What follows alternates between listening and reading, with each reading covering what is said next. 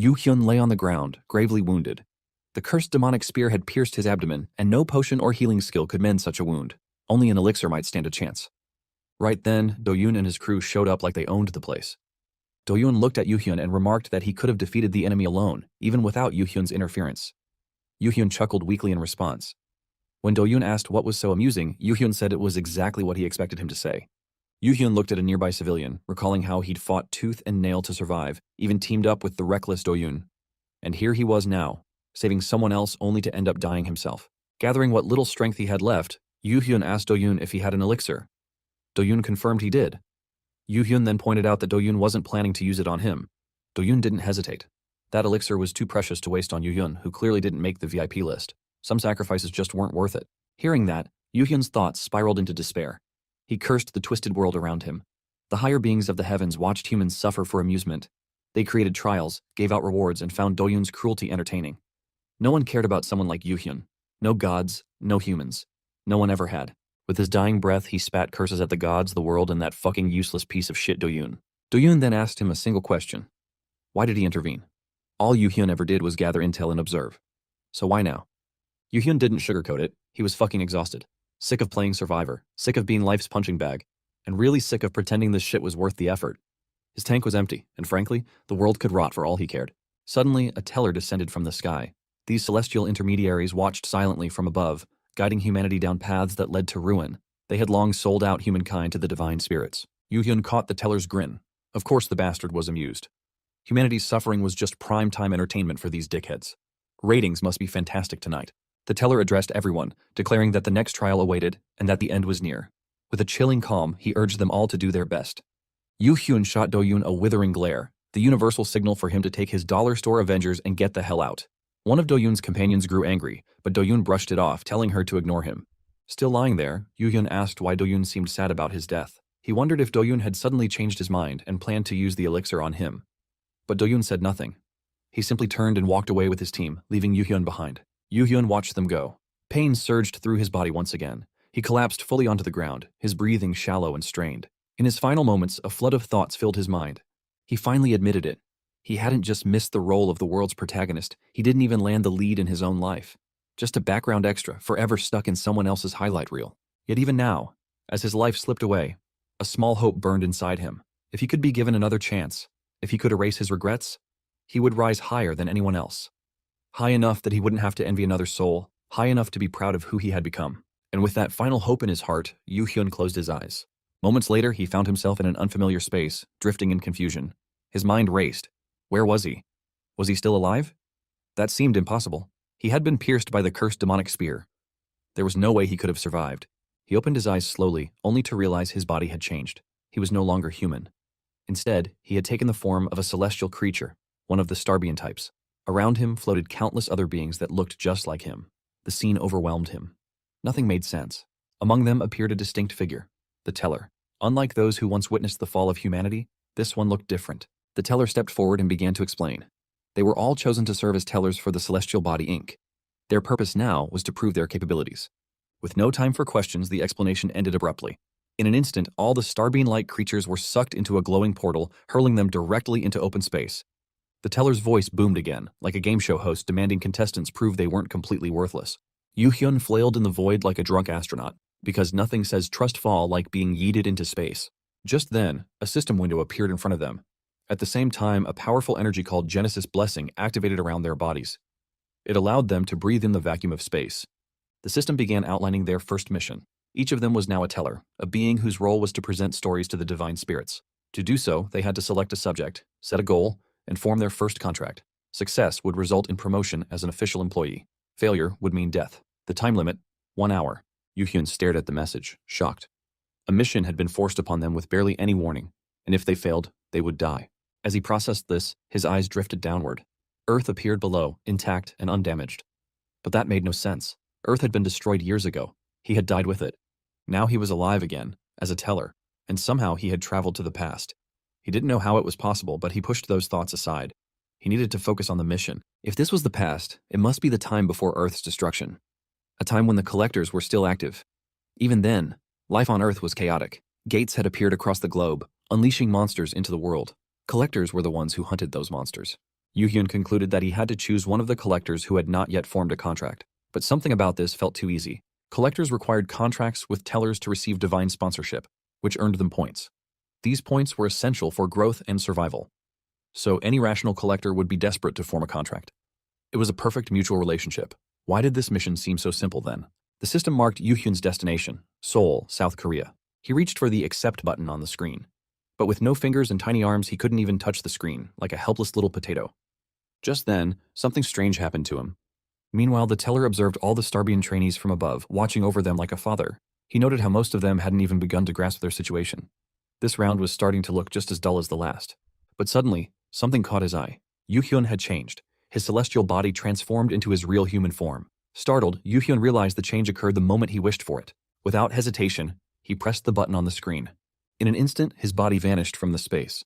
The other Starbeans were shocked by what they saw. They murmured among themselves, surprised that someone had changed appearance so quickly. Even the teller was stunned. Newborn tellers typically took 2 to 4 weeks to achieve that transformation, but Yu-hyun had done it in just 3 minutes. This mission, the teller thought, might turn out to be far more interesting than he had expected. The scene shifts to South Korea, deep within the heart of Seoul City, where Yu-hyun now arrives. He scans his surroundings and quickly recognizes the place. It was the Collector Association, a facility that had been reduced to ashes once the apocalypse began. But there was no time for emotions. He focused on the mission. Opening the system window, he analyzed the interface. Red dots indicated collectors already under contract. Blue dots represented those who were still unclaimed. He realized the mission wasn't just about forming any contract, it was about choosing the right person. A weak or untalented collector would fail to attract the Divine Spirit's attention, resulting in 0 points. Success hinged entirely on making the right choice. Suddenly, a security guard approached from behind, questioning Yu-hyun's presence and asking if he was a collector. Yu-hyun dismissed him, focused entirely on his search. The guard placed a hand on his shoulder and warned that only authorized personnel were allowed in the building, but before the situation could escalate further, the Genesis system activated. A sudden surge of energy jolted the guard back. Surprised, the guard realized Yu-hyun was a teller. With a quick apology, he admitted his mistake, saying he thought Yu-hyun was just a regular human. Without another word, the guard turned and fled the area. Yu-hyun stood silently, observing. That level of respect toward tellers confirmed it.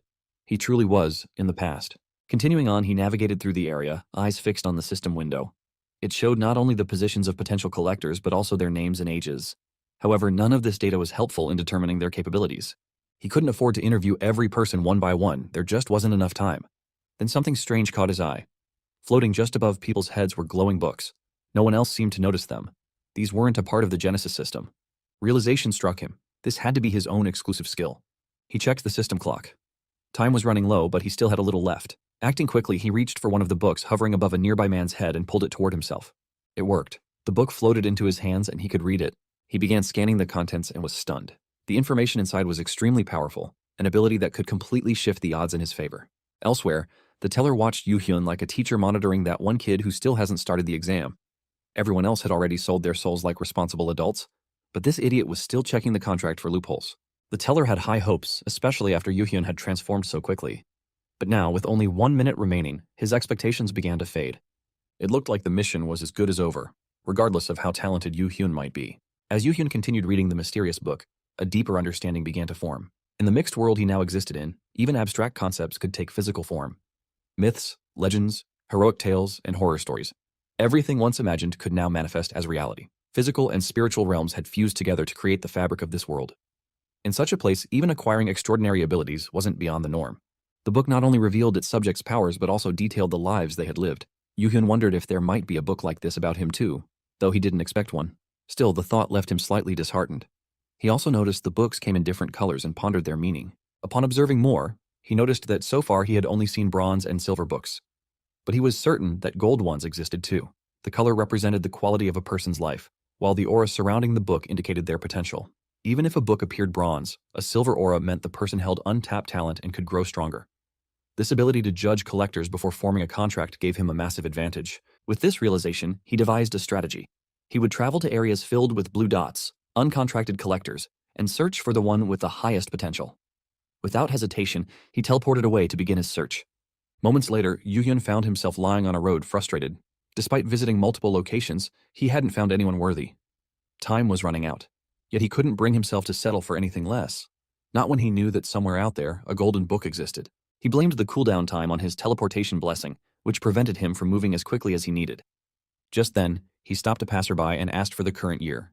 The woman answered, 2026. That confirmed it. He had arrived 5 years before the end. Now he had to recall who among the future greats had not yet risen during this period. Someone bound to make their debut in the next 6 months. 3 names surfaced in his mind, the miraculous 3. Bang Song had hidden his identity too well, and with so little time, finding him would be impossible. Kwan Inbeom was still in the United States, making him equally hard to reach. That left only one option, Sword Empress, Kang Hyerim. Among the 3, she was undoubtedly the strongest. Yoo Hyun remembered an interview from the future that mentioned how she had stayed in the shadows during the early stages of her career. Without wasting another second, Yoo Hyun teleported once again. He reappeared inside a small room and looked around. It was a dormitory. He was surprised that someone like Kang Hyerim was living in such a modest place. Seated ahead was a young woman. Yoo Hyun addressed her directly, calling out her name. Startled, the baddie Kang Hyerim turned with wide eyes, looking like her private show had been gatecrashed. She wasn't sure if he was a stalker or just dumb lucky. Her first instinct wasn't fear, it was fury with a hint of scandal. She threatened to call the police if he didn't leave immediately, but Yoo Hyun wasn't paying attention to her panic. His eyes were locked onto the glowing golden book floating above her head. He had found it. Yoo Hyun looked at her and confirmed her identity. She was indeed Collector Kang Hyerim. Startled, she admitted it, still unsure of who he was. Yoo Hyun calmly introduced himself as a teller from Celestial Body Inc., assigned to Earth. His purpose was clear, he had come to form a contract with her. Hyerim's eyes lit up with excitement. She could hardly believe someone had come specifically to make a contract with her. At the same time, Yoo Hyun questioned internally whether he had chosen the right person. Still, he reassured her, affirming his decision to form the contract. Hyerim hesitated, admitting her abilities were poor and that she couldn't even fight. She explained how everyone around her had always said so. It was the reason she had given up becoming a collector and had started preparing for a civil service exam instead. Yoo Hyun realized why she was living in such modest conditions. She hadn't awakened to her own talents yet. He assured her that those negative opinions came from people who didn't understand the true value of her ability. When she asked if he truly believed that, he answered with firm confidence. As a teller, someone who shaped stories for the divine spirits, his judgment carried weight. He told her that her potential would soon unfold. She simply needed to sign. Encouraged, Hyerim agreed to become a collector. Yoo Hyun confirmed that she was more than qualified. As she looked around for a pen, Yoo Hyun handed her one. She signed the contract, completing the process just in time. With the mission complete, a system window appeared, informing Yoo Hyun that he would be promoted to full-time employee as a reward. A wave of satisfaction washed over him. He remembered the vow he made before dying, to live a life without regrets. He turned to Hyerim and expressed his excitement about working together. She smiled brightly and said she would do her best. Reflecting on her future persona, the Sword Empress, Yoo Hyun recalled how noble she had once seemed. There were even rumors she came from a wealthy family. But in reality, she was so different from the image. He reached up and retrieved the golden book floating above her head. Opening it, he began reading but quickly froze in surprise. The book revealed 3 main character specializations. One of them even held the story of Chuk Jung-hyun. These were talents ranked among the highest, yet 2 of them remained dormant. If she awakened all 3, the results would be astonishing. Yoo Hyun asked her if she was aware of her talents. Hyerim responded shyly. She believed her talents were weak, explaining that during basic training, they had been advised not to share that kind of information, but now, they were in a contractual relationship. She finally told him her talent's name, Goryeo-era Swordmaster. She assumed it sounded ridiculous. Yoo Hyun was stunned. A talent of that caliber was highly coveted, yet she thought it was meaningless. He asked if she had told anyone else about her talents. She confirmed she hadn't. People usually never asked, and she had always felt embarrassed. Worried, she asked if he was disappointed by her weird talent. She feared he might back out, which would leave her without support. But Yoo Hyun assured her he wasn't disappointed at all. Just then, a new system window appeared. Yoo Hyun informed her he had to step out briefly. She asked how long he'd be gone, and he admitted he wasn't sure, but it wouldn't be quick. Before leaving, he asked what kind of equipment she used. Hyerim said she used a shield. Yoo Hyun was surprised. Instead of a weapon? She explained that even though she had no combat-related talents, her physical strength was unusually high. That's why she chose to fight on the front lines with a shield. Yoo Hyun asked what she had used during basic training. Laughing, she told him she had used a spear back then.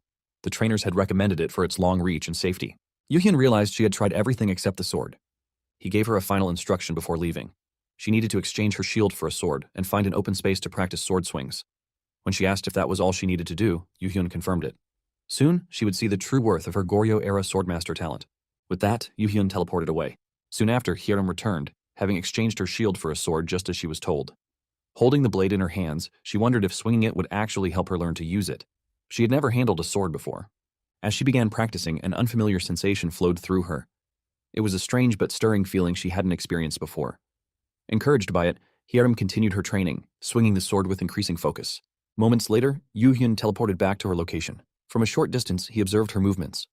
Her form was steady and precise, even without formal instruction. It became clear that her title as the Sword Empress wasn't without reason. Noticing him nearby, Hiram stopped and asked when he had arrived. Yu-hyun explained that he hadn't wanted to disturb her while she was so focused. As he spoke, a system window appeared before him. He glanced at it and saw a mission tied to a promotion. Curious, Hiram asked what he was doing. Yu-hyun replied that he was considering creating a library. Hearing this, Hiram reacted with surprise. That was known to be the very first step for any teller. Yu-hyun admitted that he had only just started working as one. This shocked Hiram. To her, he looked like a seasoned veteran. As Yu-hyun began entering the name of the library into the system, he came across a list of existing ones. The bizarre and flashy names caught his attention. He wondered if such names were necessary to attract attention. Then he noticed one collector who had already begun writing their story. Intrigued, he decided to take a closer look. On his screen, he saw other collectors and the Divine Spirit's negative comments about them. This confirmed his belief. Choosing a strong collector was crucial. He decided to delay naming the library and focus on creating one first. Turning to Hiram, he asked if she was ready to swing her sword again. Together, they teleported away. They arrived at a different location, modeled after legends, myths, and stories. This was the entrance to the world of thoughts.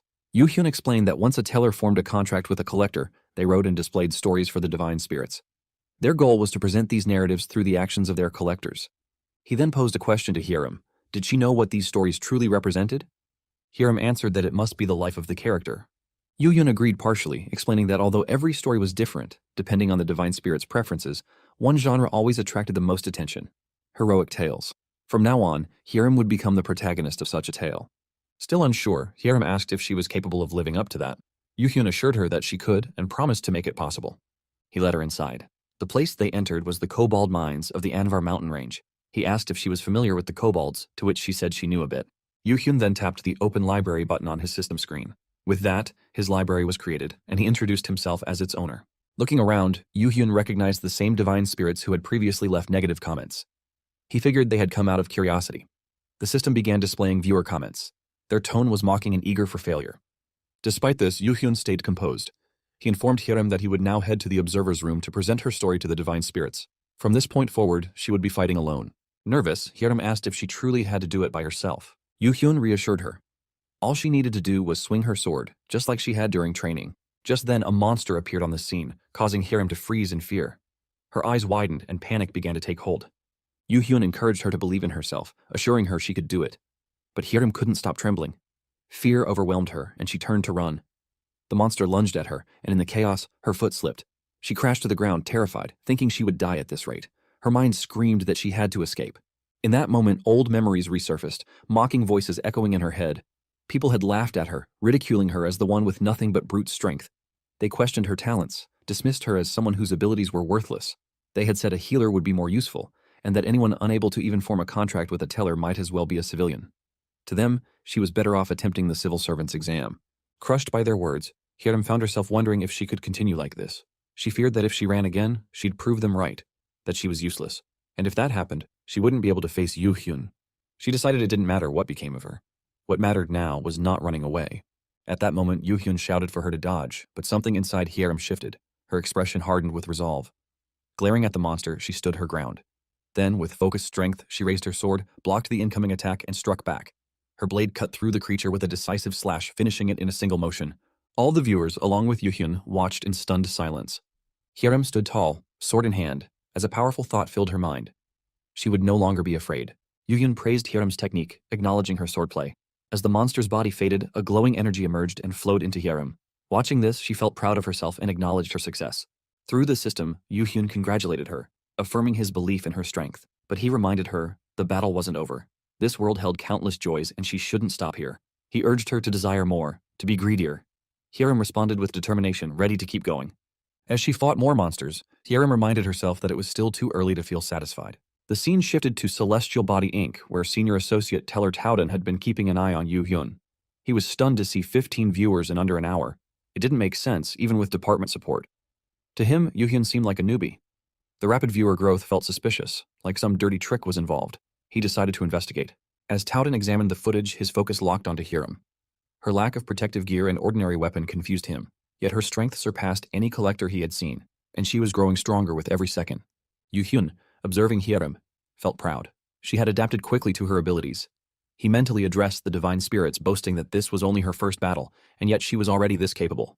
He knew she had even more potential. Just then, Hiram called out to Yu Hyun. He responded and she pointed to the border ahead, recognizing that beyond it wasn't the farming area. Yu Hyun explained that the collectors had built that area to farm points safely. Hiram acknowledged it with understanding. On the other side, Taoden watched closely. He was impressed that she had already reached the border on her first try. Yu Hyun asked if she was disappointed. Hiram admitted she was, a little, since it felt like the end. But Yu Hyun clarified that it wasn't over yet. Since they had come this far, he encouraged her to go all the way and clear the entire mind realm. It was then revealed that mind realms could be erased from reality by clearing them. Once one was cleared, a new one would appear elsewhere. Because no one could predict the story without entering the realm, most avoided going inside. This led to suggestions to stop clearing existing mind realms altogether. Hiram asked if that was all right. Yu Hyun reassured her that if any problems came up, she could just say he made her do it. Besides, it was clear she didn't want to stop now. She admitted as much and agreed to follow through. Taoden watched in shock, trying to understand her intent. He couldn't believe she was really about to cross the border. With determination, Hiram dashed forward, leapt with her sword, and crossed the boundary. Her thoughts echoed a belief that a protagonist should never abandon their goals. This, to her, was the essence of being a hero. Taoden panicked. She had actually entered. To him, it was madness, since crossing that border was forbidden by the collectors. Meanwhile, Yu Hyun reflected silently. In Earth's past, stories had been full of adventure, but collectors had created boundaries in the mind realms and relied on safe farming to earn points. This stagnation bored the divine spirits, leading them to spark an apocalypse in search of excitement. Yu Hyun understood how this world ended, and he believed it had to change, not through outside interference, but through its own transformation. Yu Hyun approached Hiram and acknowledged her effort. They had already reached the deepest level of the mines. Hearing this, Hiram felt a surge of happiness. Yu Hyun then suggested she take a break, noticing her fatigue. Hiram agreed, admitting she was getting a bit tired. Observing her, Yu Hyun thought about how she had made it this far using her special trait's powers, but her body wasn't yet capable of handling the strain. He made a mental note to assign her some endurance training later. He asked how she felt using the sword, and Hiram responded enthusiastically, enjoying the experience. Yu Hyun then noticed the book above Hiram's head shining more brightly than before. Her progress today must have altered something fundamental. Turning to the next step, Yu Hyun reminded her about the kobolds that had fled earlier. Hiram confirmed she remembered. He explained that they were likely grouped together now, possibly under a leader. Their unified movements hinted at coordination. He offered her a choice to stop if she wanted. But Hiram wasn't going to quit now. She had come too far to turn back. She challenged Yu Hyun, knowing he wouldn't make her cross the border only to give up. He reassured her that he stood by his words and they agreed to proceed. Yu Hyun reflected silently. If she had hesitated even slightly, he would have tried to stop her. But there was no hesitation. Her determination was clear. He warned her of the danger ahead and proposed they set a clear goal. He asked if she understood how to clear a mind realm. Hiram confirmed she had learned. That made things easier for Yu Hyun. He explained that this mind realm's condition required a raid. The goal was to kill all the kobolds, especially their leader. Unlike other complex mind realms, this one was simple: defeat a specific monster to clear it. Hiram responded with excitement, ready to move forward. But Yu Hyun paused, suggesting she switch her weapon first. She was surprised and asked why. He explained that her current sword wouldn't survive the battle. For a free item, it had served her well. Worried, Hiram asked what she should do now. Yu Hyun reminded her that she had earned plenty of points along the way and mentioned he had picked out the best options for her. She asked if there was a discount, and he joked that he needed to earn a living too. With that, Hiram used all her TP points to purchase a new sword. Yu Hyun admired the new weapon, noting how modern it looked compared to the old one. Hiram, however, lamented her lost points. Yu Hyun reassured her she could earn them back and it was time to move. Soon, Hiram advanced to the area where the kobold leader and other monsters were gathered. Filled with frustration, she blamed them for breaking her previous sword. Without holding back, she leapt into action and began slaying the monsters one by one. Eventually, she reached their boss and ended the fight by slashing its throat. With that, her mission was complete. Later, the scene transitioned to a peaceful cafe where Hiram sat happily, enjoying a meal. She expressed her delight after tasting cake, amazed that something so delicious existed. Yu Hyun asked if it was really that good. Hiram confirmed with excitement, still stunned by the taste. She felt lucky to have earned enough points from clearing the kobold mines to enjoy such a reward. Yu Hyun found her reaction amusing, saying she could eat cake all day if she kept performing like this. Hiram lit up at the idea and asked if it was really possible. Yu Hyun explained that point usage was her decision, but any weight gain from non-stop cake would also be her responsibility. Hiram found the comment rude and shifted the topic. She reminded him that he had mentioned knowing about her special trait. She had learned a little while fighting, but wanted to know what exactly the Goryeo Age's swordmaster meant. Yu Hyun responded with a question of his own, asking if she had ever heard of Chuk Jun-kyung. The story then shifts to a legendary figure, Chuk Jun-kyung. Once a low-ranking military officer and civil servant, he climbed the castle walls occupied by the Yurchin tribe all on his own. Without backup, he eliminated thousands of surrounding enemies. He charged straight into tens of thousands more and cut them down without mercy. His unmatched feats earned him the title of the Goryeo-era swordmaster, as he was believed to have surpassed the limits of a normal human. Hearing this tale, Hyerim was shocked. She hadn't known someone so incredible existed. In her eyes, his story was dramatic enough to be turned into a series. Yoo-hyun then mentioned that Chuk Jun-kyung had a friend with a strange name. Curious, Hyerim asked what it was, but Yoo-hyun refused to say it aloud. The more he resisted, the more curious she became. When he finally warned her to stop asking or else he'd report her for harassment, she was taken aback. Still intrigued, Hyerim decided to search it up herself. The moment she saw the name on her phone, she turned red with embarrassment. Flustered, she threw her phone at Yoo-hyun's face, shouting at him and accusing him of being the pervert instead. Yoo-hyun, equally confused, asked why she was blaming him. He explained that maybe the strange name was the reason the tale wasn't published widely, but that didn't diminish the hero's valor. He reassured her that her own talent was far greater than she imagined. Feeling encouraged, Hyerim asked if that meant her talent was truly something special. Yoo-hyun silently wondered if the future Sword Empress, Hyerim's future self, had been putting on an act all along. Without wasting time, Yoo-hyun grabbed her hand and said they needed to accelerate their plans. When Hyerim asked what he meant, he clarified that it was time to improve her public image. The scene shifted as Hyerim appeared in a new outfit, asking hesitantly if it was okay. Yoo-hyun reassured her. It looked good, and she should wear it with confidence. But before continuing with the mission, he reminded her of what he had told her earlier. Hyerim recalled his advice, not to laugh carelessly and to behave respectfully in front of the divine spirits. Looking around, Yoo-hyun noticed the crowd was larger than during the Chronicles of the Sword Empress. It seemed the news had spread. The divine spirits had never seen Kang Hyerim dressed neatly like this before. He reflected that if people were surveyed about the most important trait in a character, many would answer strength.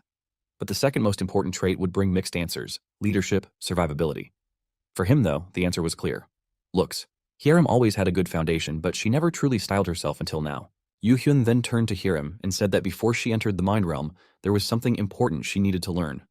He brought out the story he had mentioned earlier and asked if it was her first time seeing it up close. Hyerim confirmed that she had only heard of it before. He told her she would be seeing it more frequently now. Although her talents were strong, they wouldn't solve everything. She thanked him for the guidance. When asked how it felt, Hyerim described it as somewhat refreshing. Yoo-hyun considered that a good reaction. Most collectors struggled to even handle 2 of these. Curious, Hyerim asked whose points were used to buy it.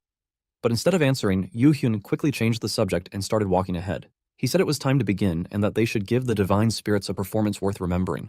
Yoo-hyun and Hyerim emerged from a portal into an unfamiliar barren land. Hyerim looked around, puzzled by the desolate surroundings. She noted the eerie stillness of the place, sensing it was an isolated location rarely visited. Yoo-hyun calmly revealed their destination. This was the Labyrinth of Crete, more specifically, the maze labyrinthos within the ruins of Knossos Palace. Despite multiple previous attempts, no one had ever succeeded in clearing it. Curious, Hyerim asked why. Yoo-hyun explained that no one had been able to determine the clear conditions, and the structure of the maze itself was extremely complex and difficult to navigate. Suddenly, Hyerim froze in shock at the sight of several corpses strewn across the ground. Yoo-hyun whispered for her to stay quiet. Judging by the level of decomposition, these were collectors who had entered recently and failed to survive. While assessing the situation, Yoo-hyun noted that the number of viewers watching their journey had already surpassed 100, some even being tellers. He realized these spectators were likely trying to steal the ideas of someone who had gained sudden popularity. Still, he welcomed their attention. After all, today's objective was to convert casual viewers into regular followers. He handed Hyerim a spool of thread. Drawing from the myth of Theseus, he told her to use it if she got lost in the maze. Then, without waiting for a response, Yoo-hyun teleported away, leaving her at the labyrinth's entrance. Through the system, Yoo-hyun reminded her to advance without looking back, treating this challenge as if it were a minor obstacle. Hyerim acknowledged his words and began moving forward without hesitation. As she advanced deeper, Yoo-hyun observed from afar. He was impressed by her composure. Despite the grim surroundings and the corpses, Hyerim remained calm. She didn't even seem to realize how much stronger her mental resilience was compared to the average collector. Suddenly, a blinding light flared up in front of her. A monstrous figure appeared and charged toward her with a deafening roar. Without flinching, Hyerim raised her sword and struck the beast with a clean slash, shouting a bold remark about turning it into cowhead soup for dinner. Startled, Yoo-hyun muttered to himself, disapproving of her corny line, though unable to hide his surprise at her guts. The monster continued to attack, and Hyerim engaged it fiercely. Yoo-hyun observed closely and warned her that this beast, the Minotaurus, was far tougher than any kobold she had faced. Its skin was thick and resilient, making it difficult to injure. Defeating it would require wearing it down with repeated attacks and delivering a decisive final blow. He called out to her, asking if she was listening. But what he saw next left him speechless. Hyerim showed no sign of retreating. Instead, she pressed forward with determination. In that moment, he realized she had already awakened her sword aura. It was explained that sword chi, also called sword aura, is a skill available only to those who have reached a certain threshold. This ability allows a user to imbue their own chi into a weapon, wielding it with greater power. Most characters don't develop sword chi naturally and instead acquire it as the story progresses. However, Kang Hyerim had managed to develop this skill entirely on her own. With this newfound power, Hyerim delivered a powerful slash to the monster, instantly defeating it. The viewers were thoroughly impressed. Their excitement showed through as they began donating TP points to Hyerim. Yuhyun noted that he hadn't even had to intervene, yet the number of subscribed spirits had doubled. Their growth was accelerating at an incredible pace. Suddenly, Hyerim sensed something unusual. She realized that although she had defeated the elusive being, she still hadn't cleared the mind realm. Yuhyun clarified that the mind realm was not over yet. He explained that many wondered why the labyrinth still stood intact despite the elusive being's defeat. The labyrinthos didn't end simply because the Minotaurus was taken down. He reflected that even in his past life, many had attempted to clear Minotaurus, but none succeeded. The reason was that they hadn't discovered the correct method to clear the labyrinth. One day, a scavenger managed to clear Labyrinthos, revealing the secret to Yuhyun as well. The way to clear this place was by escaping the labyrinth itself. Hyerim understood and concluded that all she had to do was follow the thread she had unraveled. Yuhyun confirmed this but warned that following the thread would lead her back to the entrance. Typically, labyrinth and maze exits were located far from the entrances. Curious, Hyerim asked where the exit was. Looking upward, Yuhyun pointed to the ceiling. He asked if she knew about Daedalus. Hyerim acknowledged she had heard he was the creator of the labyrinth. Yuhyun described Daedalus as a genius inventor responsible for designing this complex maze. The problem was that someone had managed to escape what was meant to be inescapable. Hyerim guessed that the escapee might have been Theseus. Yuhyun agreed and recounted how Daedalus had told Theseus about using a thread to navigate. In anger, King Minos had trapped Daedalus and his son Icarus in the maze, but Daedalus still found a way out. Yuhyun pointed out scattered feathers around the place as evidence. Excited, Hyerim gathered many of the feathers and threw them, declaring that she had enough. Suddenly, wings sprouted from her back. Yuhyun informed her that she had found a hidden piece and urged her not to stand dazed, but to proceed with what he had instructed earlier. The viewers responded with a flood of TP points, rewarding Hyerim's achievement. The system announced an unbelievable feat. Hyerim had cleared the mental realm all by herself. Hyerim returned to her room and asked Yuhyun what he thought. He replied that they looked great. Feeling happy, Hyerim declared that she was now a full-fledged collector. She added that considering the points earned this time, she was not the same as before. Yuhyun, irritated, told her to stop doing that. Hyerim teased him, saying not to be shy and claiming her looks even affected divine spirits. She accused him of pretending not to like her when he actually did. Yuhyun angrily warned her to stop unless she wanted to get hit. Yuhyun then asked if she had visited the association yet. Hyerim said not yet and wondered why he was asking. Yuhyun insisted it was time for her to update her class. He explained she couldn't remain in Class 9 forever and needed to advance to higher classes to earn more money. Hearing the word money, Hyerim instantly became excited. She flew out through the window saying she would go right away. The scene shifted to inside the association, where two men noticed Hyerim and whispered to each other. One asked if the other remembered a collector like her. The second man remarked that she had an extraordinary aura, unlike any average collector, and that she was gorgeous. Yuhyun warned Hyerim not to show her wings off inside the place. Hyerim assured him she had no such thoughts. A man sitting nearby welcomed them and asked how he could help. Yuhyun noticed the man was nervous due to Hyerim's spirit and thought he knew that feeling from his last life. Yuhyun explained that they were there to claim the reward for clearing a mental realm. Hearing this, people nearby started whispering.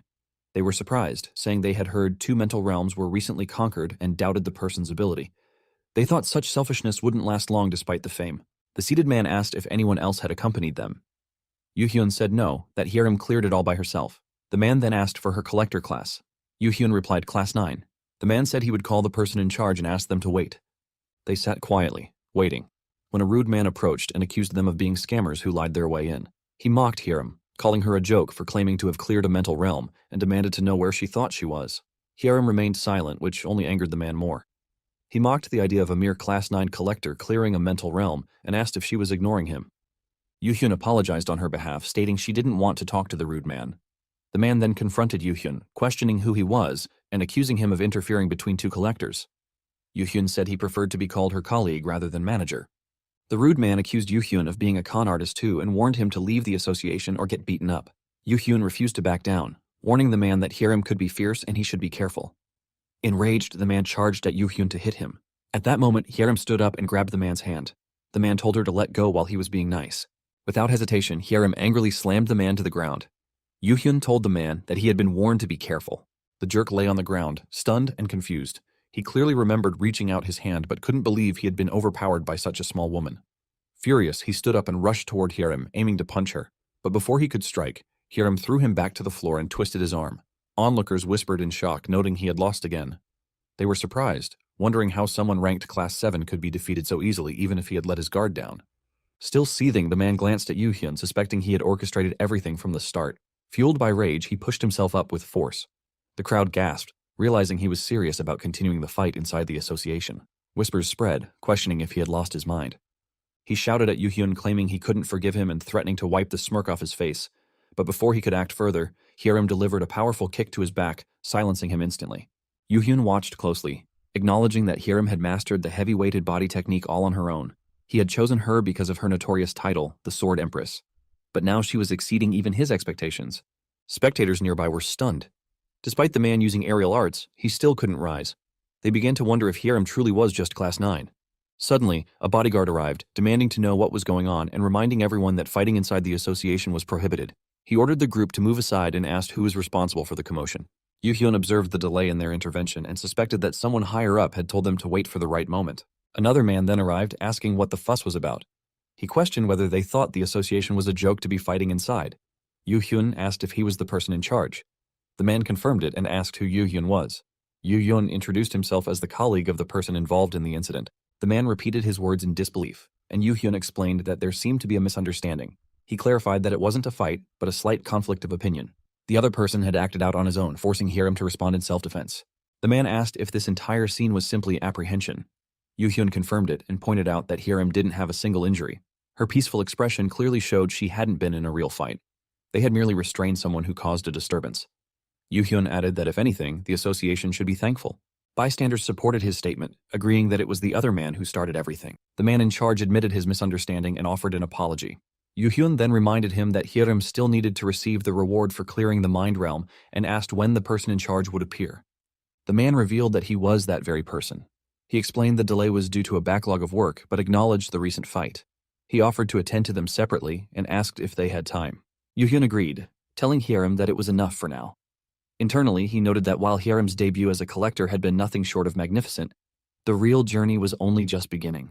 Yu-hyun observed carefully, noting the silver light that had flowed from the bookbinding earlier. Though it wasn't gold, it was still impressive. His opponent wasn't easy. Judging from the situation, the man had initially tried to apply pressure. But when the outcome didn't favor him, he immediately changed his tone. This quick adaptability wasn't talent. It was the result of accumulated experience over time. The man then led them forward, and Yu-hyun thought to himself that this man was truly like an old raccoon. Soon, they were seated together.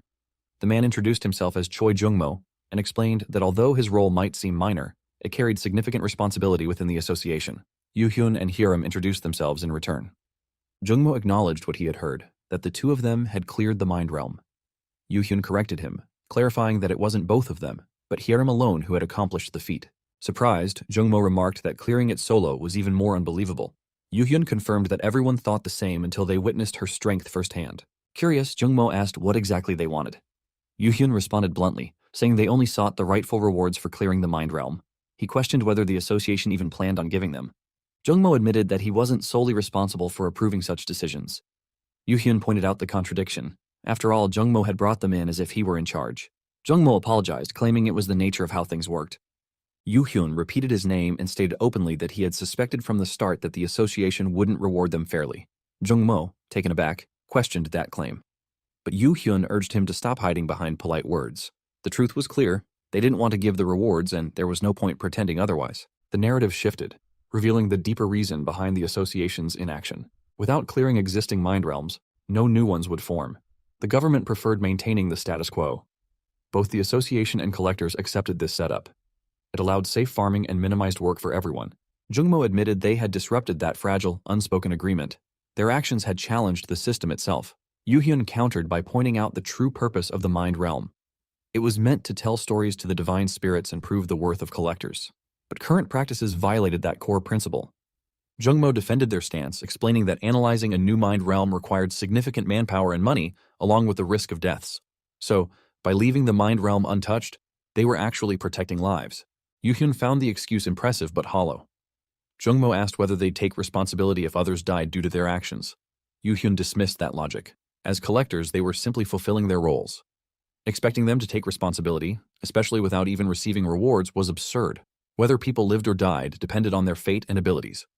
While tragic, those deaths didn't warrant personal responsibility. Jung-mo snapped, shouting that human lives were at stake. Yu Hyun repeated his words mockingly.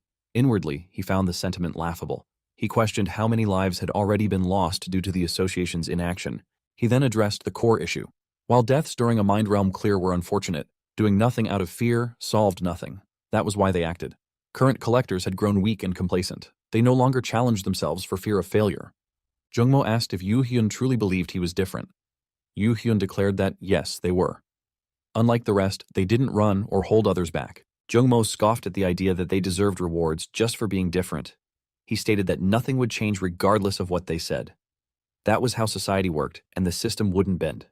Yu Hyun responded coldly, realizing this was the game Jungmo intended to play. He warned him, asking if he wasn't afraid of the aftermath.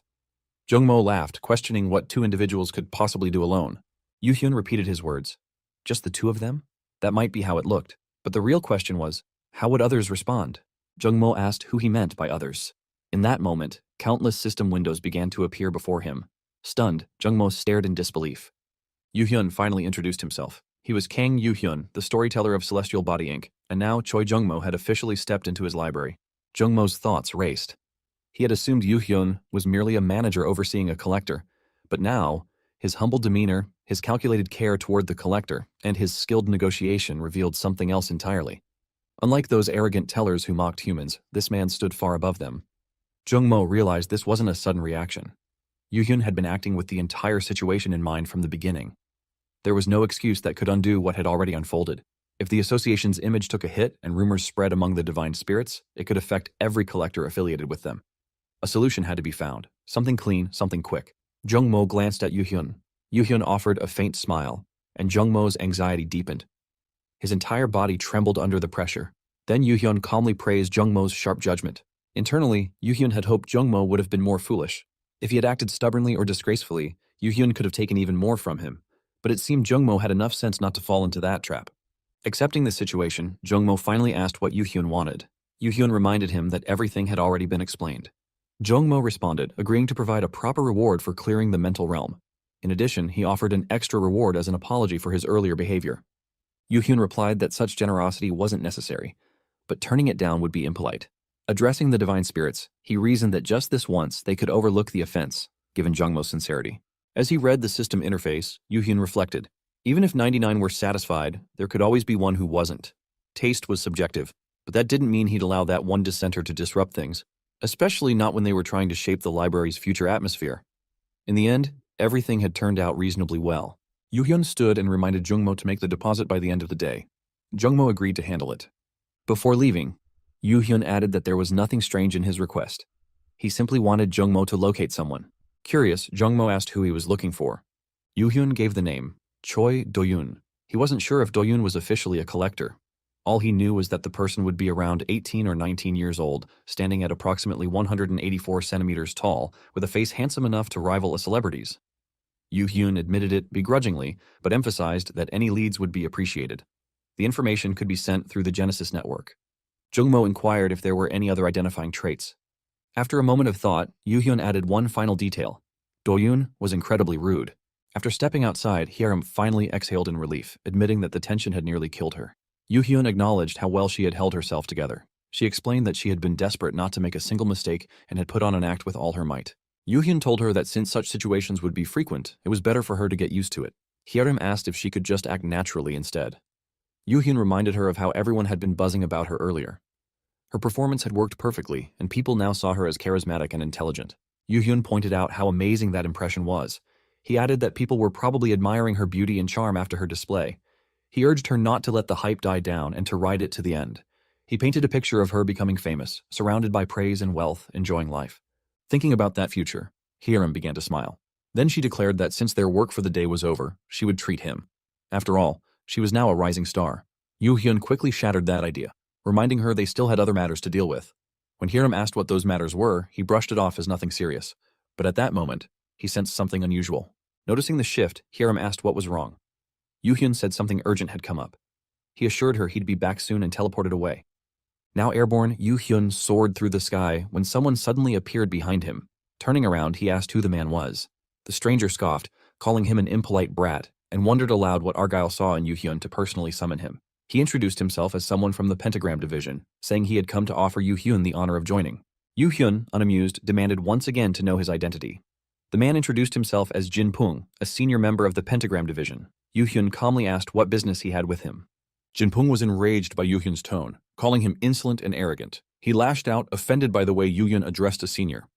Yu Hyun responded without flinching, saying he did have a name, Kang Yu Hyun. Hearing that name, Jin Pung was stunned. It had taken him over 3 weeks to earn his name, yet Yu Hyun had received his immediately upon joining. Trying to regain control, Jin Pung declared that Yu Hyun's name didn't matter. All he had to do now was shut his mouth and join the Pentagram Division. Yu Hyun flatly refused. When Jin Pung pressed again, Yu Hyun repeated his answer even more clearly. Jin Pung exploded with anger, demanding if Yu Hyun even knew who he was. Yu Hyun confirmed he did. He accused Jin Pung of acting arrogant just because of a small amount of authority. He pointed out that Jin Pung wasn't even an assistant manager yet and still dared to flaunt his position. Jin Pung was left speechless, internally panicking at Yu Hyun's confidence. He wondered how this brat dared to act so bold and questioned if Yu Hyun had already joined another division. Yu Hyun calmly asked if Jin Pung was worried about that. He reassured him that he hadn't joined anywhere yet. Jin Pung, furious, demanded how Yu Hyun dared to talk that way to a senior. Yu Hyun fired back that if Jin Pung wanted to be treated like a senior, he should act like one. He reminded him that seniority in Celestial Body Inc. was based on performance and position, not empty titles. He accused Jin Pung of assuming he could bully a newcomer into submission. Jin Pung shouted again, asking if Yu Hyun even knew what division he belonged to. Yu Hyun, unfazed, told him to return to that so-called Great Division and inform them that he would never join as long as Jin Pung was a member. He instructed him to pass the same message to the teller who sent him. If they wanted him, they should send someone with real discernment, or better yet, come themselves. Infuriated and humiliated, Jin Pung teleported away without another word. Moments later, Yu Hyun returned to Hyerim. She was surprised by how quickly he came back. He confirmed he meant what he said. When she asked about the urgent matter, Yu Hyun told her it was time they hired a manager for her. Yu Hyun wandered through the area, scanning his surroundings while trying to recall a specific location. He believed that if his memory was accurate, it should be nearby. Soon, he stopped in front of a building and confirmed that he had found the place. Baekhwa Management. Hyerim looked at the building and remarked that it seemed unimpressive compared to the others. She questioned whether this was truly the place Yu Hyun had in mind. Without hesitation, Yu Hyun confirmed that he was certain about it. He knocked on the gate, and a woman soon opened it, asking about their purpose. As Yu Hyun looked at her, a memory surfaced. One where the same woman was in danger, held by the neck, visibly distressed. This memory unsettled him, but he noticed she now had a different aura, even though her appearance remained the same. Once inside, the woman invited them to sit and introduced herself as Baek Suryeon, the CEO of Baekhwa Management. She assumed they were there to join her company. Yu Hyun clarified that only one of them intended to join and gestured toward Hyerim. Suryeon side-eyed Hyerim, surprised that such a stylish, effortlessly cool collector actually wanted to join. Or maybe she just wandered in by accident while striking a pose. Meanwhile, Yu Hyun assured Hyerim that she didn't need to pretend or act here. Hyerim felt relieved, admitting how tired she had been today. Curious about Yu Hyun, Suryeon asked about his identity. In response, Yu Hyun challenged her to guess. She analyzed the situation and concluded that if he were a collector, he wouldn't have personally accompanied someone just to find a manager. She also ruled out him being from a clan or another management company. Instead, she speculated that he might be a teller. Yu Hyun wanted to facepalm. Choi Jungmo, that clueless fuckwit, missed it completely while Suryeon saw right through him. Either she was scary good, or everyone else was just embarrassingly bad. She explained that although tellers might look ordinary at first glance, they carry a distinct aura that subtly sets them apart from the rest of the world. The narration briefly shifted focus to Suryeon's future. Though she currently ran a small management company, she would eventually rise to lead the Baekhwa squad after the end began. In an era where power determined everything, her strategic mind, foresight, and charisma would elevate her to the position of captain, leading many through chaotic times. Back in the present, Yu Hyun confirmed her guess. He revealed his identity as Kang Yu Hyun, a teller from the Celestial Body Inc. Suryeon's face practically glowed like a kid who just found out McDonald's started serving alcohol. Holy shit, a collector and a teller had stumbled into her dumpster fire of an office? Either this was her lucky day or the universe was pranking her before pulling the rug. Probably both. Hyerim puffed up like a prize peacock, announcing Yu Hyun wasn't just any teller, he was extraordinary. Suryeon, intrigued, asked how the two of them had met. Instead of answering, Yu Hyun shifted the topic and asked if he could see the contract. Suryeon repeated the word in surprise, excited by the prospect. Yu Hyun confirmed his intent, suggesting they make a contract and proceed to discuss the terms. A short while later, Baek Suryeon was seen signing the contract, finalizing her official role. As they settled the paperwork, Hyerim curiously asked about a manager's usual responsibilities. Suryeon broke it down like she was explaining shit to a kindergarten class. Apparently, being a manager meant becoming some collector's personal slave, micromanaging their pathetic diets, wiping their asses schedule-wise, playing travel agent for their spoiled asses, and even whoring out their talents to the highest bidder. What a fucking joke. These so-called elites couldn't take a piss without an assistant holding the bottle. Hiram was surprised by the wide range of duties and asked if there were other employees to help. Suryan replied with a cheerful no, but assured them she could handle everything herself. She mentioned her past experience working for a well-known clan before starting this office.